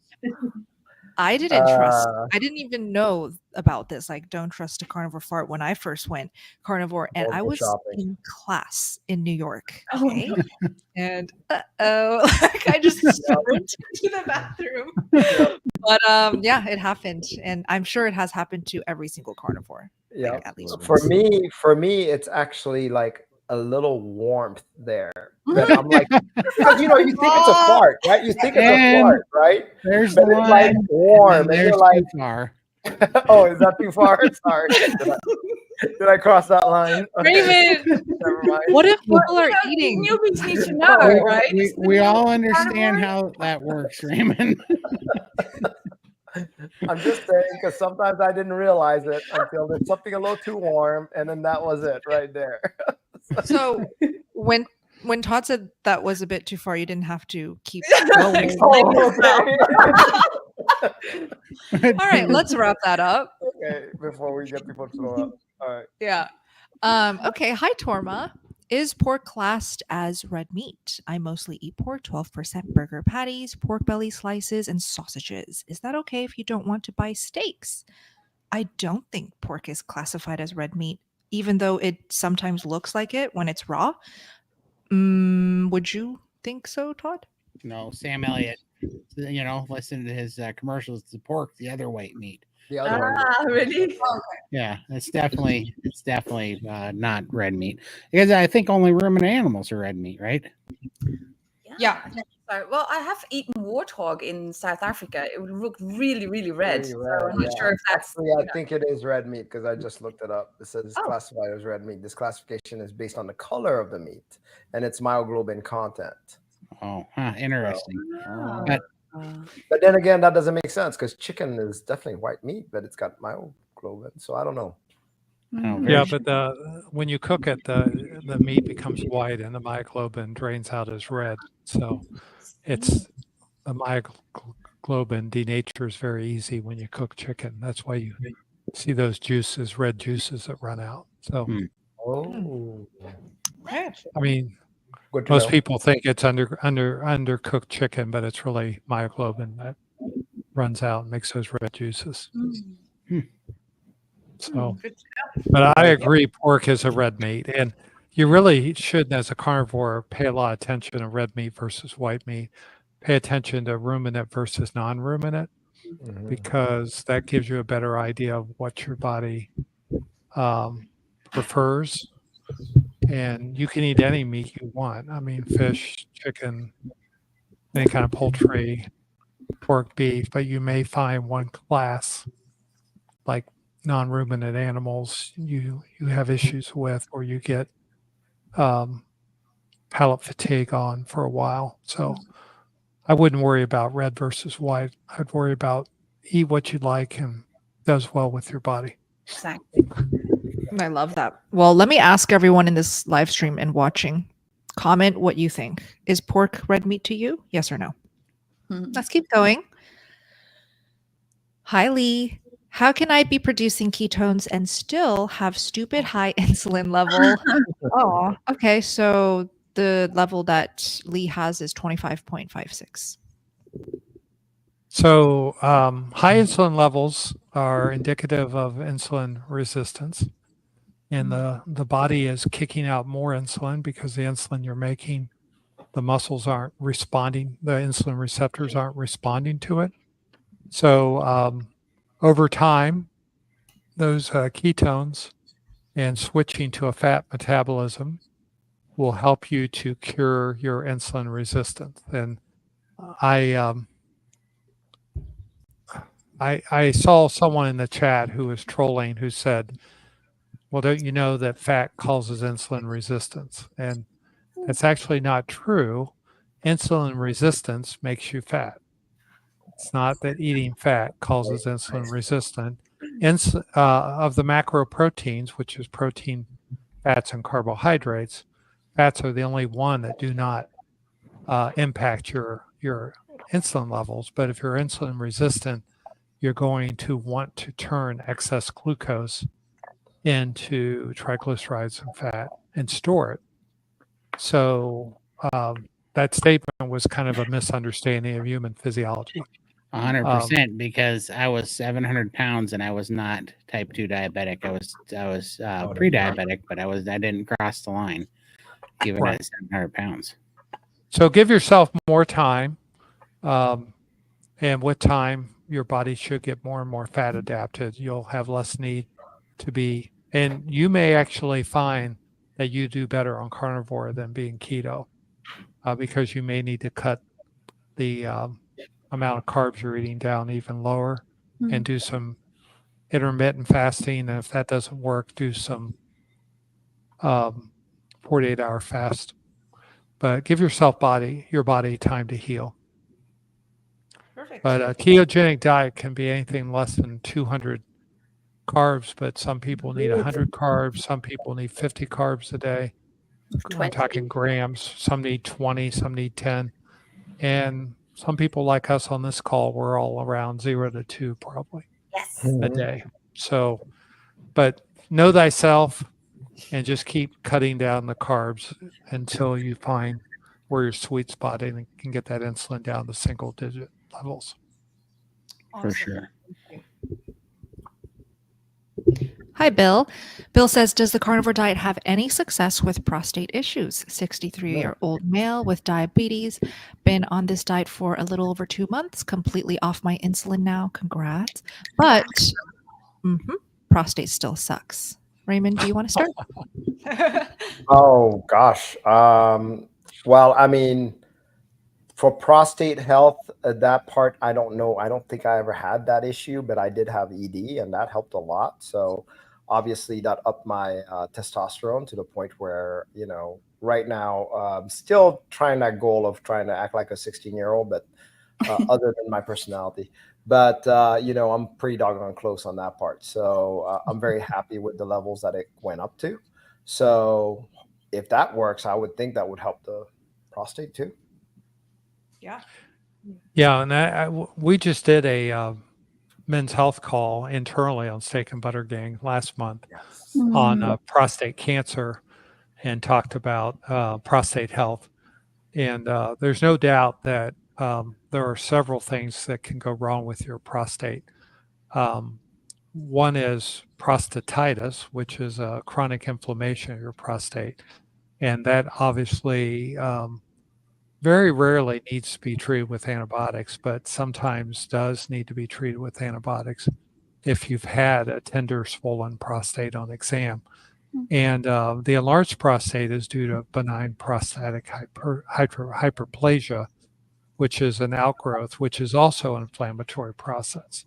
But it's going to take a while for you to resolve that because you developed it over years. And so seems like you've been carnivore for 2 months. let's see where you're at 6 months, where you're at 2 years. But I would suspect you're going to find that your problem doesn't get any worse. And the way we know it's not getting worse is you're not increasing the number of times you have to get up during the middle of the night, which is a sign that your prostate is growing with that benign prostatic hyperplasia. And I do recommend men have an annual prostate exam with the finger, not by the blood. And I gave a whole hour talk on why you shouldn't rely on the blood test to follow your prostate health. So it's something that you missed out if you weren't part of SBG. So come join us. I'll drop the link. Thank you for that. Yeah, no, a lot of people don't know about the Steak and Butter Kink, so it's always open for you guys to join if you want. Okay. Okay, Lively Linus says, I've been carnivore since 2021, but after I moved in with my boyfriend, I added in coffee and energy drinks, and this issue has been getting worse and worse since I did that. What issue? I think this may be a follow-up. Yeah, she gave an earlier question. Trying to remember which one it was. Me too. Like the first or second one, so she'd be at the top of the starred. Right. Yeah, they're unstarred now, but I'm going. Hold on. Well, energy drinks are definitely really super bad. But yeah. Well, while Todd does that, just to refresh, let's do Keith. I think we did this, so let's keep going. Adam, is it okay to eat cod livers multiple times a week? Sure. God. Yeah, absolutely. I eat a can every morning when I'm eating. Do you? That much? Wow. Mm-hmm. Wow. Nice. Cod liver is great for you. I have MS symptoms, but doctor says I don't have it. What do I do next? Oh, so like as in the doctor says he didn't diagnose him as having MS? Yeah, I think so. Yeah. Oh, okay. Yeah. Sorry. Yeah. I just found it and I remembered it was the stomach acid question, but we'll get back to that. Oh, that was the stomach acid in the fat. Yeah. Couldn't digest the fat. Yeah. Well, for MS symptoms, that I can help you with this. So to me, what to do next would be if you have the symptoms and your doctor's not saying that you have the symptoms, which is fine. Just try carnivore. See if you have the symptoms. So use the symptoms as your guide. That's what I did. I mean, I used all of my bad symptoms instead of making it like, woe is me. I'm like, hey, this is what I need to watch for. Is it getting better? How much better is it getting? What's going on? Is it getting worse? And that's how I adjusted with my diet. But wouldn't a second opinion be good too? I mean, another doctor? Oh, I didn't think about that. Of course. You're right. Dr. Phil? Well, yeah, there's a lot of things that kind of mimic MS, and it's too numerous to list right here. But I always tell people if they have symptoms that they're worried about, they need to find a doctor who, if they tell you what it isn't, stick with them until they tell you what it is. And if you're concerned that you're high risk for any central nervous system disease, like MS, Parkinsonism, whatever, recognize the fact that most Americans are not getting enough fat and cholesterol in their diet. And you need fat and cholesterol to build healthy neurons. And it's like a factory. Your brain's like a factory. And if you cut off the raw materials coming in, like if the train gets derailed and you can't get trying to make steel and you can't get the limestone and the coal and the iron ore in to your plant, then you're not going to be able to make the steel, right? And those things are called substrates. And fat and cholesterol are very, very important substrates for good brain health. And ever since, as we see, and I'll say Americans, no offense to a deck in the Netherlands because I don't know. But in the United States, we're seeing more and more mental health issues, memory issues, dementias, MS, Parkinsonism, seizure disorders, all kinds of central nervous system stuff, and anxiety. And I think the diet plays a big role in a lot of people because we just see so many people who get benefits from carnivore way of eating within months of starting. And so I would eat fatty meats. And if your doctor says it's not MS, say, thank you. I'm glad to hear that. What is it? Yeah. What do you think it is? Because Good point. it's hard. We can't diagnose you on this call, but be persistent. You know, your health is important, but good nutrition will help you function better. Thank you, Dr. Phil. For Thanks, sure. Raymond. So here was the original question. Oh yeah. Yeah. So she wants to increase stomach acid. Yeah. And saying that the coffee and energy drinks has been making it worse. I believe it. Coffee for sure. Yeah. And energy drink, definitely is worse. Yeah. Sorry. No, you're right. So, any thoughts to help her with the stomach acid? We did talk about this in the beginning of the live stream because somebody else asked it too.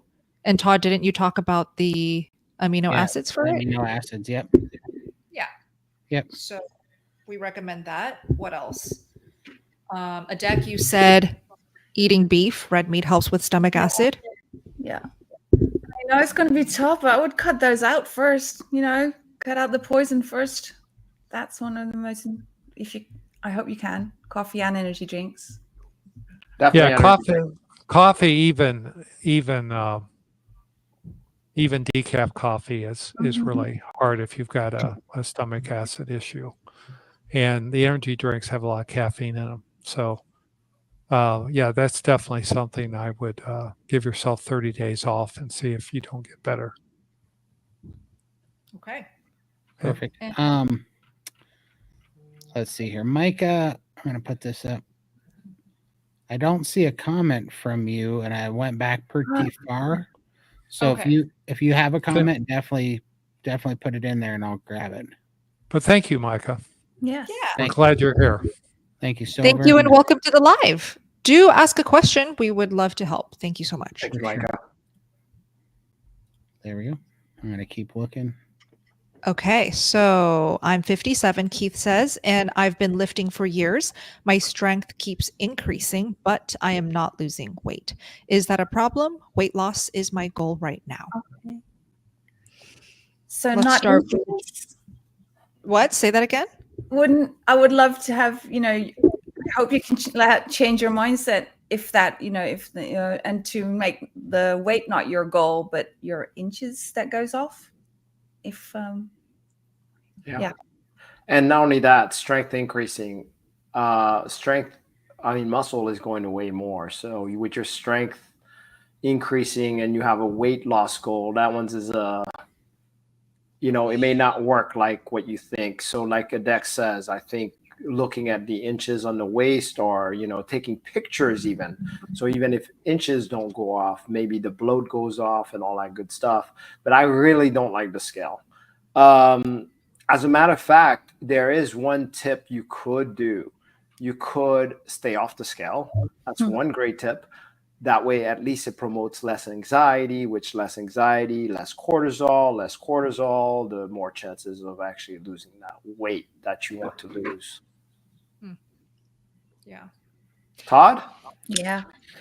Yeah, I mean, I don't care about the scale anymore at all, to be honest with you, because especially every time I reprime and then go back to fasting, it just reiterates it to me because, like I said, I put on like 40 pounds, but what was crazy was in this last 4 or 5 weeks of priming, I was gaining weight and I was waking up leaner. Like I was like, oh, there's some muscle and some definition I didn't have 2 days ago. It's just the weirdest thing. I can't explain it to you until you watch it. But when there's something about that priming part when your body's just healing up, and especially if you're getting good sleep and you're getting out in the sun, you can watch yourself actually have composition changes like dramatically overnight. It's really weird. And that's happening as I'm gaining weight. So yeah, I just don't even care anymore. I remember, yeah, I love how you said that because of the weight scale. So I remembered my first time when I was tracking weight quite a bit on Carnivore Diet. And then, I'd wake up looking like, wow, I look so good, just like what Todd said. And then I'd weigh myself, and it was just a soul sucker. I just felt my soul just suck. Like, oh my God, I gained weight. What the hell? And I started believing the weight scale more than I did what I saw. Mhm. And that's when I felt, okay, there's something wrong here. I just cannot depend on that weight scale. Can I tell I don't know if it's a funny story, but it's a nice comparison because I used to be vegan and underweight, and I was very light. So here there's a lot of winds where I live. So if I would walk to the shops, I'd be blown away. Actually, literally, I'd be holding onto a to a tree to balance myself. And now I am actually sometimes I'm even smaller than I used to be when I was vegan. But I'm heavy and I'm sturdy on my ground, and I don't get blown away actually anymore. So I'm heavier, much heavier than before, but I don't look at the scale. And I'm just so happy that I can be able to walk to the shops. That's awesome. I'd love to chime in on that. So for sure, Keith, you really shouldn't focus on that number on the scale because, and just like Adek said, I have a vegan diet and vegan experience to compare to as well. And personal experience, I think, is the most powerful thing. You can listen to all the different podcasts with all of the best doctors and all of the most qualified speakers, but they will all end up having different opinions, different advice, different recommendations, different research even. You're never going to know what works for you until you try it yourself. And Dr. Phil looks like he's about to fall asleep. No, I'm nodding. I'm nodding because I agree with you. Oh, okay. I don't want to hold you because I'm not about ready to fall asleep. Okay, good. That's good. I'm glad to hear. So don't focus on the number. Focus on that strength increasing. That's amazing. And I think this is where the photos are, again, very helpful. What's happened with your pant size, your waist, your body composition. Because, and we don't really know how long he's been carnivore, but so we have some unknowns here, but just stick with it. Your body, your strength is increasing. That is good because a normal 57-year-old would say their strength is decreasing. I know, right? That's true. That's a good point. And always strength over skinny people. Yeah, I mean, considering you've been lifting all these years and then you're noticing that strength increased all of a sudden after going carnivore, to me, that's a massive one. Yeah, exactly. Love it. There we go. Micah. Thank you, Micah. So he or she says, thanks for all you guys do. Please talk about priming and how it's improved your carnivore journeys. Ooh, well, we must start with Raymond. That seems like a baited question. Really awesome question. Anyways, priming for me has really improved my journey. When I first started, the way I started is I was looking at all of these carnivore sites, and they're like, hey, one of the mistakes, a lot of everything that I was reading is like, you're under eating. And I was like, I am not making that mistake. And so that's what I did. I ate every single moment I could. And that's where priming got developed. But because, I also did that to right about 700 other clients before I actually formulated the length of time that it would take for most people to get fully primed. And it's not bad, actually. Even now that we're training people, we notice that that's a good average, actually. So, now that we're in the thousands. But anyways, priming has been so beneficial for me. I do that once or twice a year.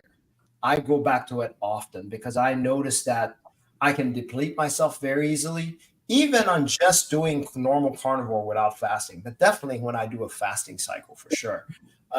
When I'm doing just carnivore and not paying attention to my food, I tend to undereat. It just happens because, it's so satiating no matter what. I mean, yes, I'm a 7-year carnivore, but it's still so satiating for me that I tend to just eat lazily and go about my business because, other things are more important. And then I realize, well, why am I feeling a little weaker? What's going on? And I'm like, screw this. I'm just going prime. I start leaning out. I start looking better. I start feeling better. I start thinking better. And I'm like, okay, this is what I needed. Oh, and I start not wanting to eat anymore. So that's been my experience. Amazing. Let's do Dr. Phil next. Yeah, I wrote down a few months ago kind of my five reasons to prime. And I'm just going to read that off to you because I made it into a handout. So if you're new to carnivore, you prime to help your self-discovery of how your body recognizes hunger and satiety. Because a lot of people really don't know what true hunger and true satiety is. They're doing behavioral eating because of the way of the American diet. If they're struggling with fasting, it helps you nourish your body to restore missing nutrients you may be lacking. If you're a long-term carnivore, priming, you may find yourself stalled, and priming will help you reset your metabolism. If you're malnourished or underweight,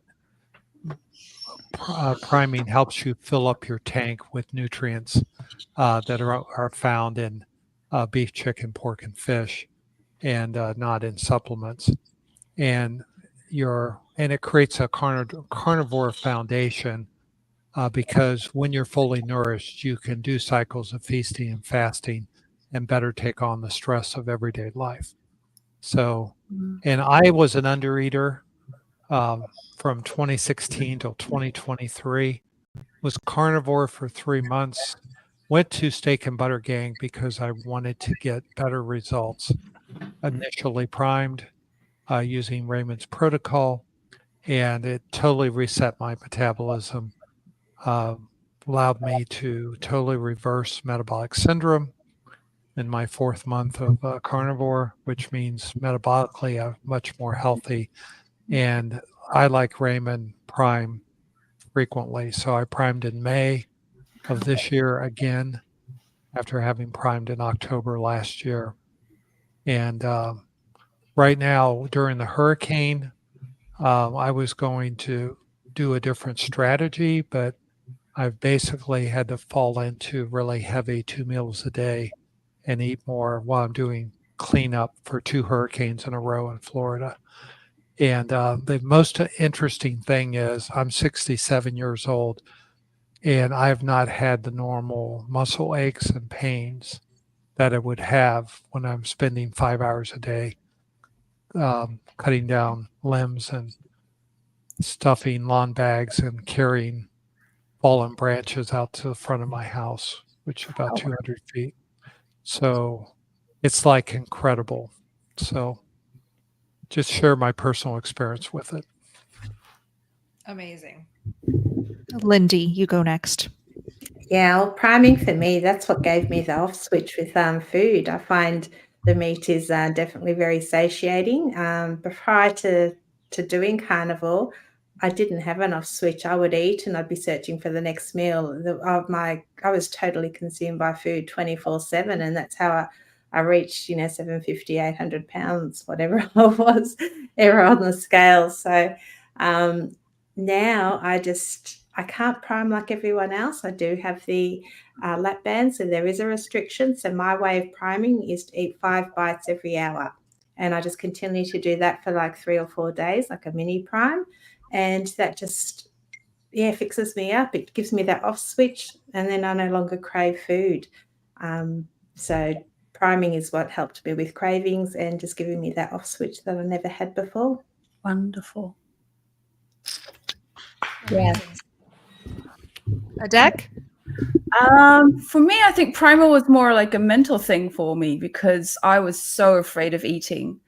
I was just so afraid to listen to my hunger signals, and especially joining the gang and just getting permission to eat. That's what's priming for me. Helped me overcome that fear of eating, and just finally listening to my body and not ignoring the hunger signal, because I think Ray and I talked about this lately, that the hunger that we were brought up to think that hunger is a good feeling, that's the way to lose weight. But now I see hunger is, well, I need to eat, and that has changed with priming for sure. I just was a mental battle that I was able to just let go with priming. Yes. Yeah. I recognize we've got some newbies here in the live stream. Welcome, welcome. Getting a bit impatient, saying, "What is priming?" Define. Yeah. So Raymond is right here. He is the master creator of priming and his whole protocol. What is it? All right, it's simple, and I like the simple process. Okay, priming is eating 3 meals a day plus snacks for the first week. And this kicker is, if you're having coffee or tea, then that needs to be as a dessert. Breakfast is the most important part of priming. You need to start, and all day long you shouldn't feel hunger. That's the ideal. What's going to happen a few days later is that hunger will open up if it hasn't. And we are expecting that to do that, but that doesn't happen all the time. But you push it until that hunger opens up and you're all of a sudden hungry in the morning, meanwhile, versus sometimes you haven't been. So there's a lot more details that I like to discuss. The second week is going down to 3 meals, and I'm just going to rapid fire it. It's feeling hunger, and that's the point you feel hunger. On the last week, you're doing a series of 23 while you prime, whether you're worthy of going on to the fasting portion. So that's, if you want to hear more, join us, but to go through. And you're really learning your satiety at that time, what is actually to be nourished, and what. Love it. Yes.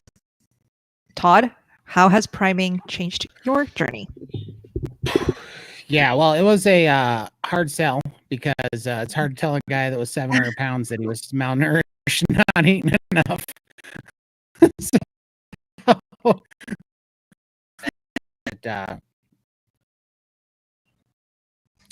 priming red pilled me along with carnivore, basically, because everything that I thought was up was down, and everything that I thought was down was up after. So how priming has changed my carnivore and improved my carnivore journey has been, all right, but it's asking for cigarettes, pizza, and Coca-Cola right now. So I don't really think I should listen to that. The priming and the healing, I'm free, and so now you actually can. Finally, tanks, and then I go, and it's time to prime, and full of anxiety and depression about it, and then look down, and I'm getting leaner, I'm getting stronger, my body's getting healthier no matter what the scale says. And so priming is just freedom. Priming's health, freedom, and healing, so that you can just get off this stupid, live your life, and heal. Hey, Todd, we got a problem on the live stream. What's that? Yeah. No one's hearing us. Yeah.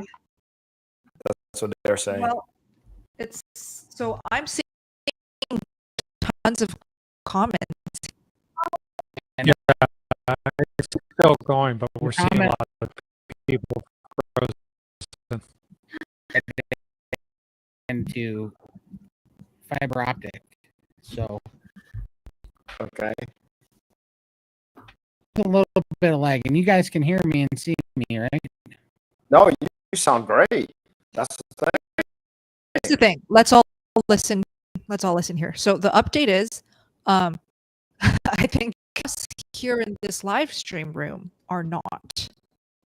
So has this ever happened before, Todd and Lindy? So it's a YouTube. It's a YouTube issue. Should end it. Well, not necessarily. Let's see.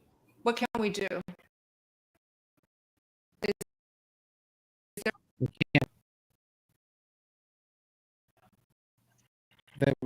There's a little bit of a light.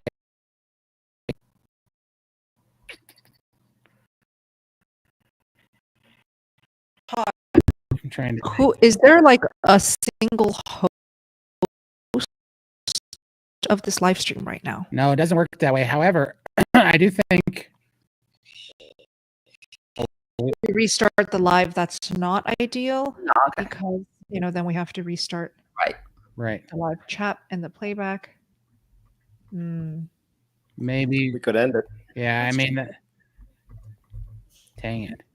Mm-hmm. I know All right, that's here. Let's try this. I'm gonna just. What can we do?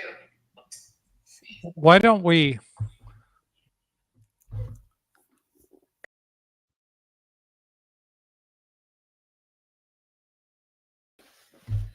Yes. Oh, are we testing something? Yeah. Is it good now, guys? Is it better? It's good Yeah. now. It's It's good now. good. Clearing Come up. back. It's Very- working. Very Oh, choppy. really? Okay. Whoa! I think we learned something new. Good job, Todd. Cool. That worked. So Amazing. it was a memory buffer. Yeah. So Todd. okay, perfect.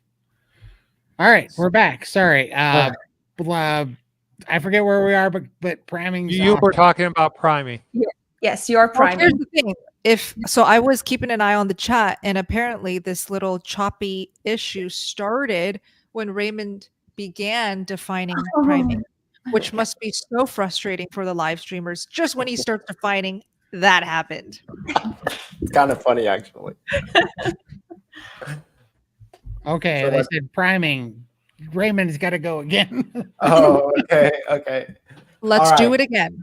All right. And can you hear me clearly? Yes, you guys can hear me. Okay, just making sure. Okay, so priming is a process with carnivore foods, trying to get all of your foods, your carnivore foods in as much as you can. Now, what it is you're starting off with 3 meals a day, comfortably stuffed. And what you're doing, if you have coffee or tea or anything off, you're going to have a meal first before you have any of those. Breakfast is the most important. So when you first wake up, have breakfast, then have your coffee. That part is very important. For the first week, you're allowed a snack. On the second week, you go down to just 3 meals with no snacks. On the third week, you're doing 2 meals in a certain sequence with no snacks. And you're at that period of time, you're still eating until comfortably stuffed, but you are seeing what hunger intensity is at. If you're not that hungry, that's a good sign. If you're hungry and you're feeling it, that's okay. But if you're ravenous, then you need to go back to the 3 MADs. So it's got like buffers in between. Okay, now how do we test priming? How do we test we're fully primed? That's when we go into 23-hour fast. We go into a 23-hour fast, water only. And if we do that fine, we go in a rest period of 2 MADs for 3 days. And then we try 2 23-hour water only fast. Uh-oh. Yeah.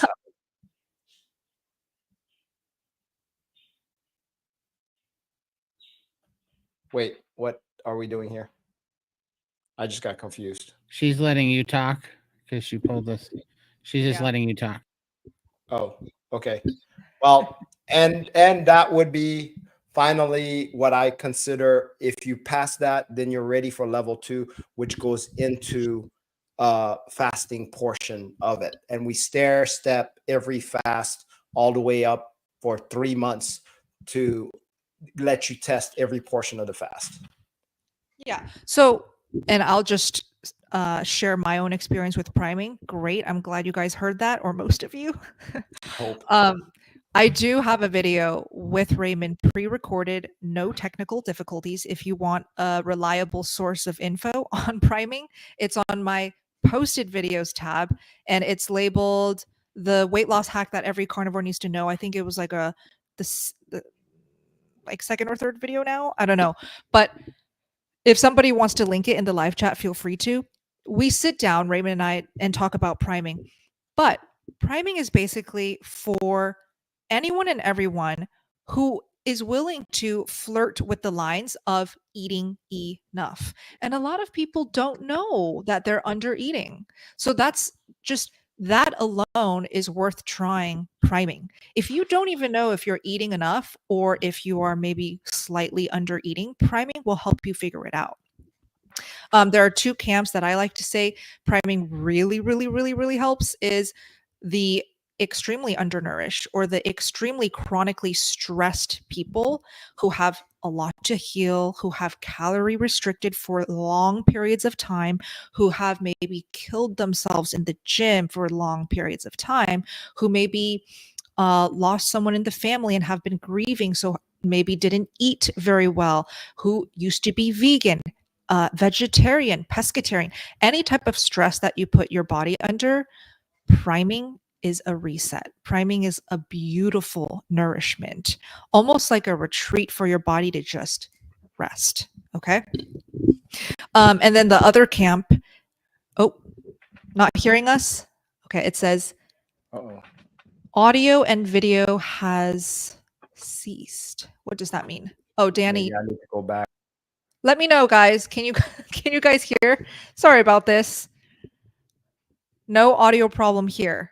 Okay, yeah. For those who have audio problems, it seems like you just need to refresh and come back.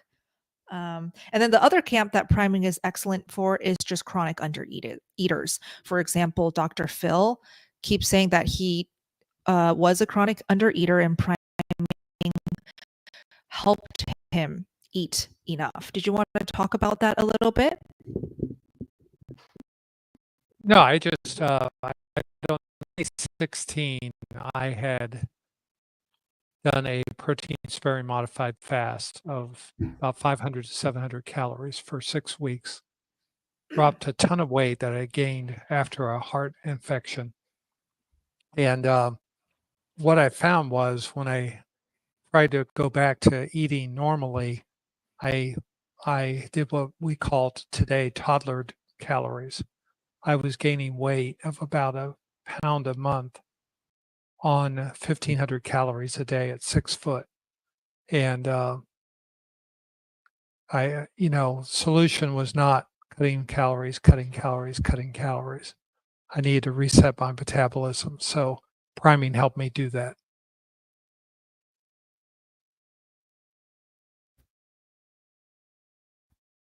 Guys are interested in priming, you can simply do it at home for free just by eating 3 meals a day every day for a period of time. Okay.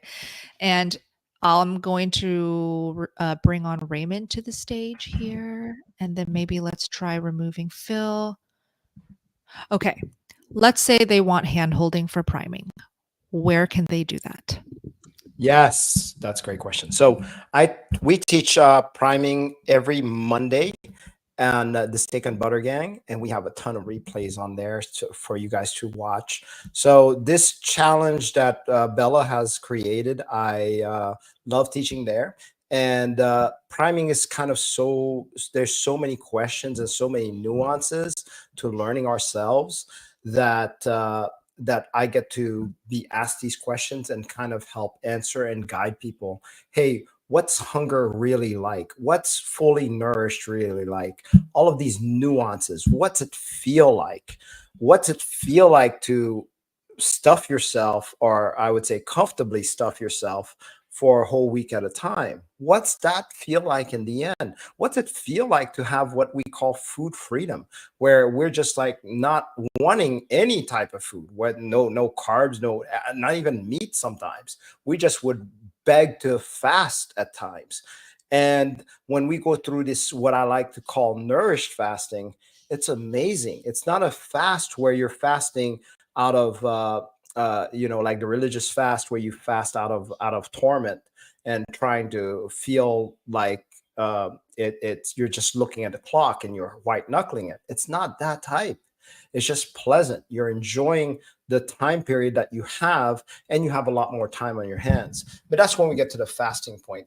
Some people don't choose to go to that, but they will prime just to make sure that they're getting enough of the nourishment in.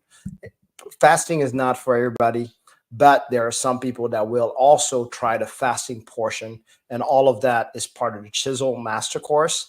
And we teach that also part of the 30-day challenge. So you're getting kind of quite a bit. So I teach 2 classes out of that. So come over and see if it's for you. What I recommend is coming in, checking out a few weeks of this or a month. And if you like it, just stick around and watch the replays. So that's my say. Bella? Thank you, Raymond, for that. Hopefully that was helpful for you all. SBG meat, as in fatty meat, up.com.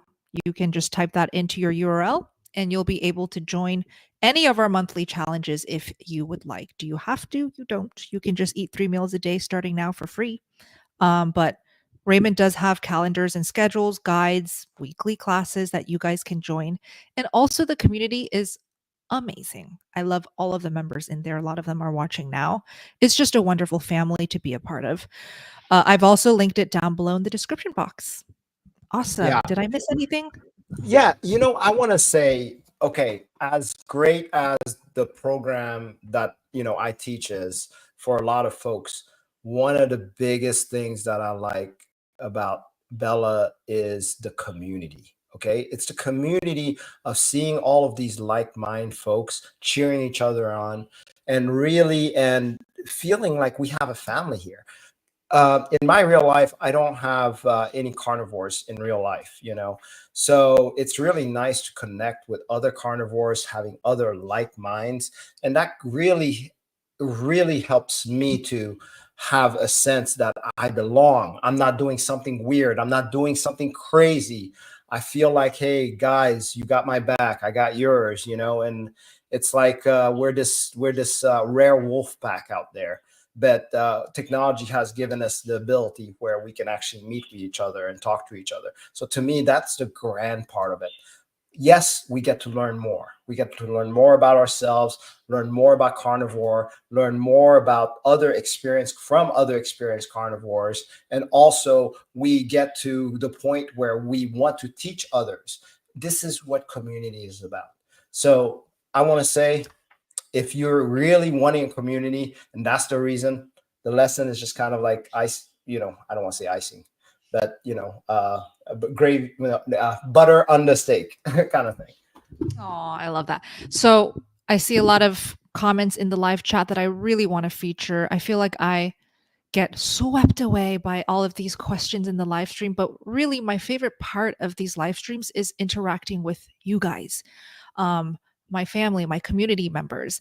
So let me just feature some. Nikki, hi, good to see you. She's in the Steak and Butter gang. She's almost all meetings. She is there. Okay, with camera on, contributing in the chat, helping out. We love you so much, Nikki. She is a big part of that community. My food addiction says, yes, I need community and support. I click the link. We cannot wait to welcome you in, my food addiction. Hop on any of the calls. We have calls almost every single day. Meet the team, the members. So excited to have you in. Shauna wants to know, how do I prep to start the next challenge? You really don't have to prep at all. You just sign up, join our kickoff day, and our next kickoff day will be November 4th, I believe, start of the month. And we have kickoff days at the start of every single challenge month. Raymond, do you think Shauna needs to prep? Yeah. So if you wanted to prep, you don't need to just start off the challenge with prime. Just listen. That's it. We also have times for like NSV. We have Chew to Fat where you just hear other people's story. Just listen in. I think Dr. Phil even took several months of watching the replay before he even decided to jump in. So, there are people that just, hey, let me study everything first. And it's not a bad idea to do that. So do it at your own pace. You know yourself best. And by the way, Bella, I thought we decided on November 2nd. Thank you. I need to confirm with the team, but it's probably November 2nd. Yeah. Okay. Thank you. Just making sure. Yeah. We're still figuring out the kickoff day. But what else? Let's see. You all are awesome. That's so sweet. Thank you. Oh no, Sherry. I was hated on last night by a carnivore community because my family is not carnivore. So this is where I really think we can all do better as members of this carnivore community. Let's just stop shaming altogether. Who cares if a carnivore's family member is not carnivore yet? And who cares if they're never carnivore? Like, what actually matters is that we're spreading this message together as a community. There are so many people who need this diet because it is the only answer for them to heal, or the only way that they can reverse their autoimmune conditions, or feel better, or not feel depressed and anxiety all the time, or get off medication. So instead of focusing so much energy on hating our own members in this community, let's all just do better and be supportive and work hard together to spread the word. Like, do we all agree here, or do we think that shaming because your family's not carnivore is the right thing to do? I'm shocked, actually. And not only that, I want to say judgment and shame and all of this thing, that's for the old world, and I believe, as carnivores, we don't need any of that. We're trying to create our little heaven here with us carnivores. So we love supporting you. And we're talking about in any way possible. So you could be ketovore, you could be struggling, you could be falling off the wagon. We're here for you. It doesn't matter. You could just say, I'm just, wanting to stay sad and just add a little extra meat. We're still here for you. And that's the idea. You're going to have support no matter what. We're supporting you as human beings. And we feel like that really is going to be the most important thing. I want to. Yeah. Let me read this. Oh, Go ahead, Adek. You go first. Add to, because what I don't like about it is that this is not our identity. It's just the way we eat. Yeah. So so that's all I wanted to say. Actually, that's why I get really angry, because just because I say I'm carnivore, it doesn't mean that I am that person. I'm still Adek who eats meat. Absolutely. That's it. Absolutely. Yeah. I think so. I've seen some carnivores maybe treat carnivore as absolutely their whole entire identity. Yeah. And there are other carnivores who are so very hardcore, and they try to impose their rules, their beliefs, this is the right way to do it on other carnivores. You don't have to participate. I certainly don't, unless I want to make a video to try to encourage people to improve. But Sherry, thank you for the super chat. She basically says, I'm hated on because my hubby is not carnivore from other carnivores. How do you respond to that, Bella? Okay.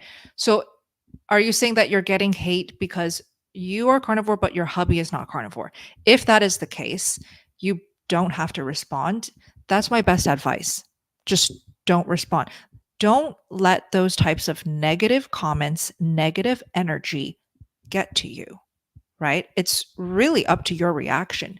Are you going to let that ruin your day, make you feel sad, make you feel shamed? Because that's 100% in your control. In fact, I learned this from Adek and Raymond recently, because they've been reading whatever you guys read. The four agreements.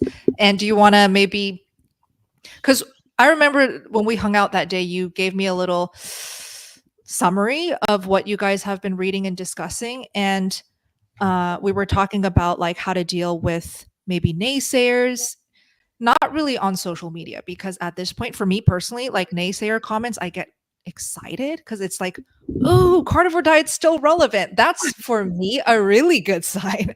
But I'm talking about naysayers in our personal lives. For example, maybe a best friend is starting to hate on you, or your own mother is starting to doubt you or criticize you, right? Mm-hmm. So what is your advice when it comes to dealing with naysayers based on what you're reading? First of all, not to take anything personally.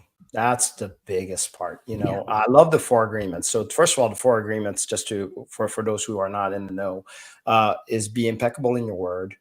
Don't take anything personally. And don't make any assumptions. And 4th, do your best.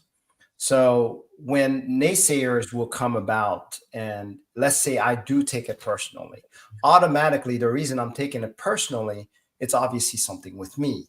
And then I'm going to make assumptions automatically right off the bat. So does this help me or hurt me? Of course, it hurts me. And the idea of being impeccable with my word is I'm not trying to hurt myself. In other words, I don't want to be in a bad mood because this person spewed poison on me, right?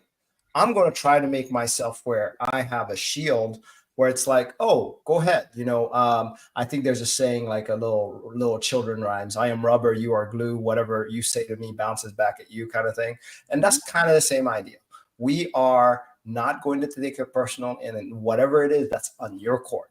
I'm not going to take it. So that's how we look at it. Adek? Yeah, no, that's exactly what I say, because the thing is that usually naysayers or haters is they say something because it's something that hurts them. So it has absolutely nothing to do with you. They're going through something. I'm assuming now this is not good, but yeah, usually it's something that's going on with them, and they're just how do you say that? They provoke it on you. Projecting. Yeah, absolutely. Projecting. Oh yeah, for sure. Oh, hi. Yes, I think we're good. Yeah. I'll wrap up soon. Yeah. So I am at home and my siblings want to do a little family night.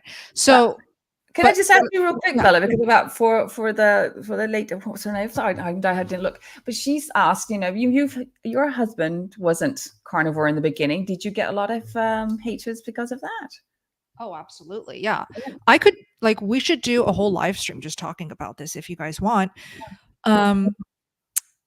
So I get hate comments, naysayer, whatever you want to call it, every single day. And whenever I do openly share about what my husband is eating, for example, even if I show a photo of him eating a carnivore meal with a side of guacamole or salsa, right? Oh my gosh, the carnivore community is just going crazy. They're like, how dare you let your husband eat those things? Because he's his own person and he can eat whatever he wants.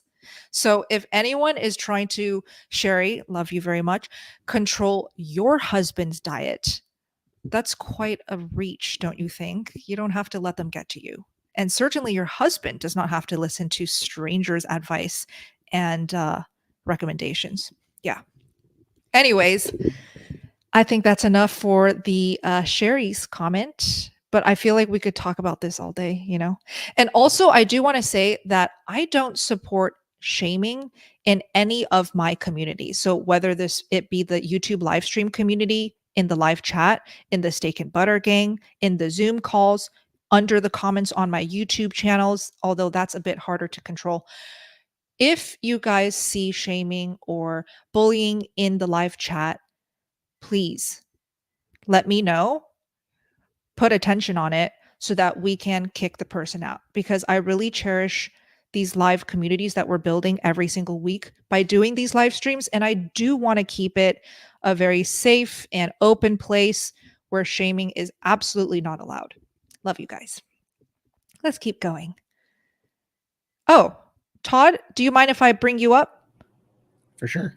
Great. Is this the next question that we're doing? Because I saw a bunch of questions go up and I was confused. Yeah, this is the next super chat. And what I did was I just was making sure you saw it because there was a glitch. And so with the internet connection they were having. And so she had posted another one wanting to get to this one. So I just wanted to make sure that we got it. Yeah, let's do this. Thank you, Mist. Started BBBE, beef, butter, bacon, eggs, carnivore on October 1st. I must have a sweet break of fresh blueberries every 2 to 3 days. Will this interfere with my metabolism? Switch over. Thank you. And then let me just see the other one. Yeah, it was just wanting to get to this one was all. Oh, okay. Great. Yeah. Yes. Well, Todd, what do you think? You go first. I don't think it'll interfere that much. Depends on how many of them you're having. If you're eating a bunch, then yeah, I think it will. But it's not helping you at all. And I definitely found out. I did I don't know about 2 years of keto, and the reason why I'm very strict carnivore and not keto anymore is because those things actually kept me from getting much more fat adapted, and also kept me craving and binging on, sugary sweet things. Like my cravings for sweet foods and carbohydrates did not go away until I got rid of all of them for about 5.5 weeks, and essentially ate carnivore food kind of primed. It wasn't really priming, but at the time I was just eating my way through the cravings, and that was the only thing that actually got me free. So if you can help it, because basically the way you said this, you said I must have a sweet break for fresh blueberries every 2 to 3 days. If that's the only way that you can stay on carnivore, then I would say do it.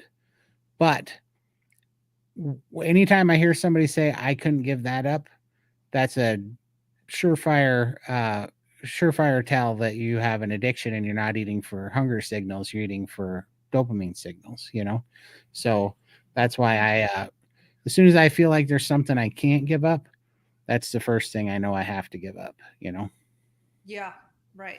And she says that's what I was experiencing, grumpiness until I get a blueberry. Yeah, you kind of that's a little bit of the keto flu, and sure, which makes sense because you said every 2 to 3 days, which is about how long it takes for your glucose stores to be depleted in your muscle and in your liver, and then all of a sudden you are truly making yourself be fat adapt, and so you're getting a little glucose fix to ease the pain. Now, I don't think that that's a huge deal depending on how much you're eating, but you would benefit yourself instead of eating those blueberries, in my opinion, to eat a big meal of ribeye or bacon and eggs and eat through those cravings, and then just let that go, and you'll find yourself, you're not going to want it, but you do it anyways until you kind of get stuffed and it kind of satiates you, quells your appetite. And then you'll find yourself finally being free from those cravings after a while. It takes some time. It took me 5.5 weeks to do that. So that's awesome. That's great. Yeah, Mist, keep us posted on that. For sure. He just was saying hi. I wanted to say thank you. Oh, and thank you, Ricky. I think we caught up with that. And I'll give a little update. So I think what happened there was, while we're doing this live stream, for whatever reason, YouTube decided to give me a community guideline strike, and they banned my channel from going live for 2 weeks. So that's why I think this all happened, because they locked me down from going live. So I don't know. Because YouTube, they said it was something that I said, they said was a risk to the public and the medical system. So oh no. Yeah. What? So they can even do that in real time while they did it in real monitoring time. You going live. Oh my god. Yeah. Okay, you need to be careful, Todd. You're getting on too many radars. Apparently, which that's fine. I'm just gonna go to Rumble, and they can. Well, I won't say it on in front of everybody, but that's fine. Or I had 6,000. Whatever. I'll be back in 2 weeks, but I'm just gonna. That is just like, yeah, I'm gonna put more time on Rumble instead of YouTube because they're chicken shit. Yeah. Oh my goodness. Is it because you had multiple strikes, or was it just today? This is my first guideline. I got a warning one time that wasn't a strike. Now this is my first hard strike. I think you get 3 before they ban your account, but they gave me a hard strike, which means I can't go live for 2 weeks. So I'll just do it on my X and my Rumble. But yeah, so anyhow, that's what happened. I just realized that because I was looking at my viewer count and I had 40, and then all of a sudden it was nothing. And Tim asked me if I was going to go live again. I'm like, why am I not live? And then I looked at YouTube Studio and they sent me a little notice. I appealed it. We'll see what happens. But okay, well, keep us posted. Well, look, we can still enjoy Todd's knowledge here on these live streams on these Friday times, right? You'll still show up. For sure, absolutely. Yeah. Well, they'll still be live on your channel. On all of your guys'. Yeah. So you're still going to be, well, unless they strike us all. Right. I don't think they will. I hope not. No, they're coming after me, but that's fine. It's funny. I think it's the hat. Must be. Yes. But yeah, I'm just giving you update, so we Okay, shouldn't well, have thanks that for that. problem next week. Yeah. Okay. Yeah. Well, Farm guys, done to us. even more reason to go support Todd, not just on YouTube. So I'll make sure to pull Todd's Rumble link and I'll put in the description box if you're Nice. watching the playback. Who knows? It might happen to all of us. So ugh. For sure. Well, Yeah. Wow. well, I mean, all that's happening, I mean, this is a good sign. It makes me happy when they ban me on stuff, like quite literally, because that means that carnivore's making a difference, right? Yeah. It's actually scaring people that are making people sick and hurting people. So this is just death throes as far as I'm concerned of the big food and big pharma. So have their fun, but we're all that's going to happen is the market's going to speak, and we're going to go find a platform that'll let us tell the truth and let people get healthy. So screw them. Yeah. That's my. Well, we will keep spreading the truth by doing whatever we can do. And look, if you guys want a community, we do need to wrap up now. So let me just put it in the chat one more time and verbally say it. If you're looking for a community, join us in the Steak and Butter Gang. We're all over there in the meetings. And it is in the chat box there. Perfect. Anything else, team? Any final thoughts? Well, one of the things I can end with is to let folks know that, yes, they could ban Todd, for example. They can ban me. They can ban Bella. But you know what? We're just going to keep creating more and more of us carnivores out there. And then you guys are just going to have to take the lead and then make up your own YouTube videos. And we all are going to spread that word. Eventually, no one can quiet us down. We're just going to be like a hydra. They cut off one head, we're going to grow 10. So I want to encourage everyone to be just that powerful and that forceful about carnivore, and just keep spreading that message. Spreading that message in a gentle form, though, not in your face kind of thing. It's more like showing it because we feel so good. People are going to ask us, what are you doing different? Yeah. For sure. And if you see a carnivore channel come up named Amigo Montoya with this handsome face, you know why. That's it. Maybe it's the mask carnivore. Yeah, the mask carnivore. You could always go there. I like that. That's right. Love it. Love you, Charlie. That's CC Charlie. Oh, hi, Charlie. Oh, cool, Charlie. Thank you. Yeah. That's awesome. Well, we love Yay. you guys. All right. Thank you, everyone, Awesome, for guys. We will see you next week. Come back. Okay, And, every Friday. Check out the link in the description for Hack Your Health. Hack Your Health. Hack Your Health. Hack If Your you want to Health. hang out with us in person. Yes. Steak and Butter Gang. Everybody's socials down below. Love you guys. Have a beautiful Love night. y'all. See you next time. Thank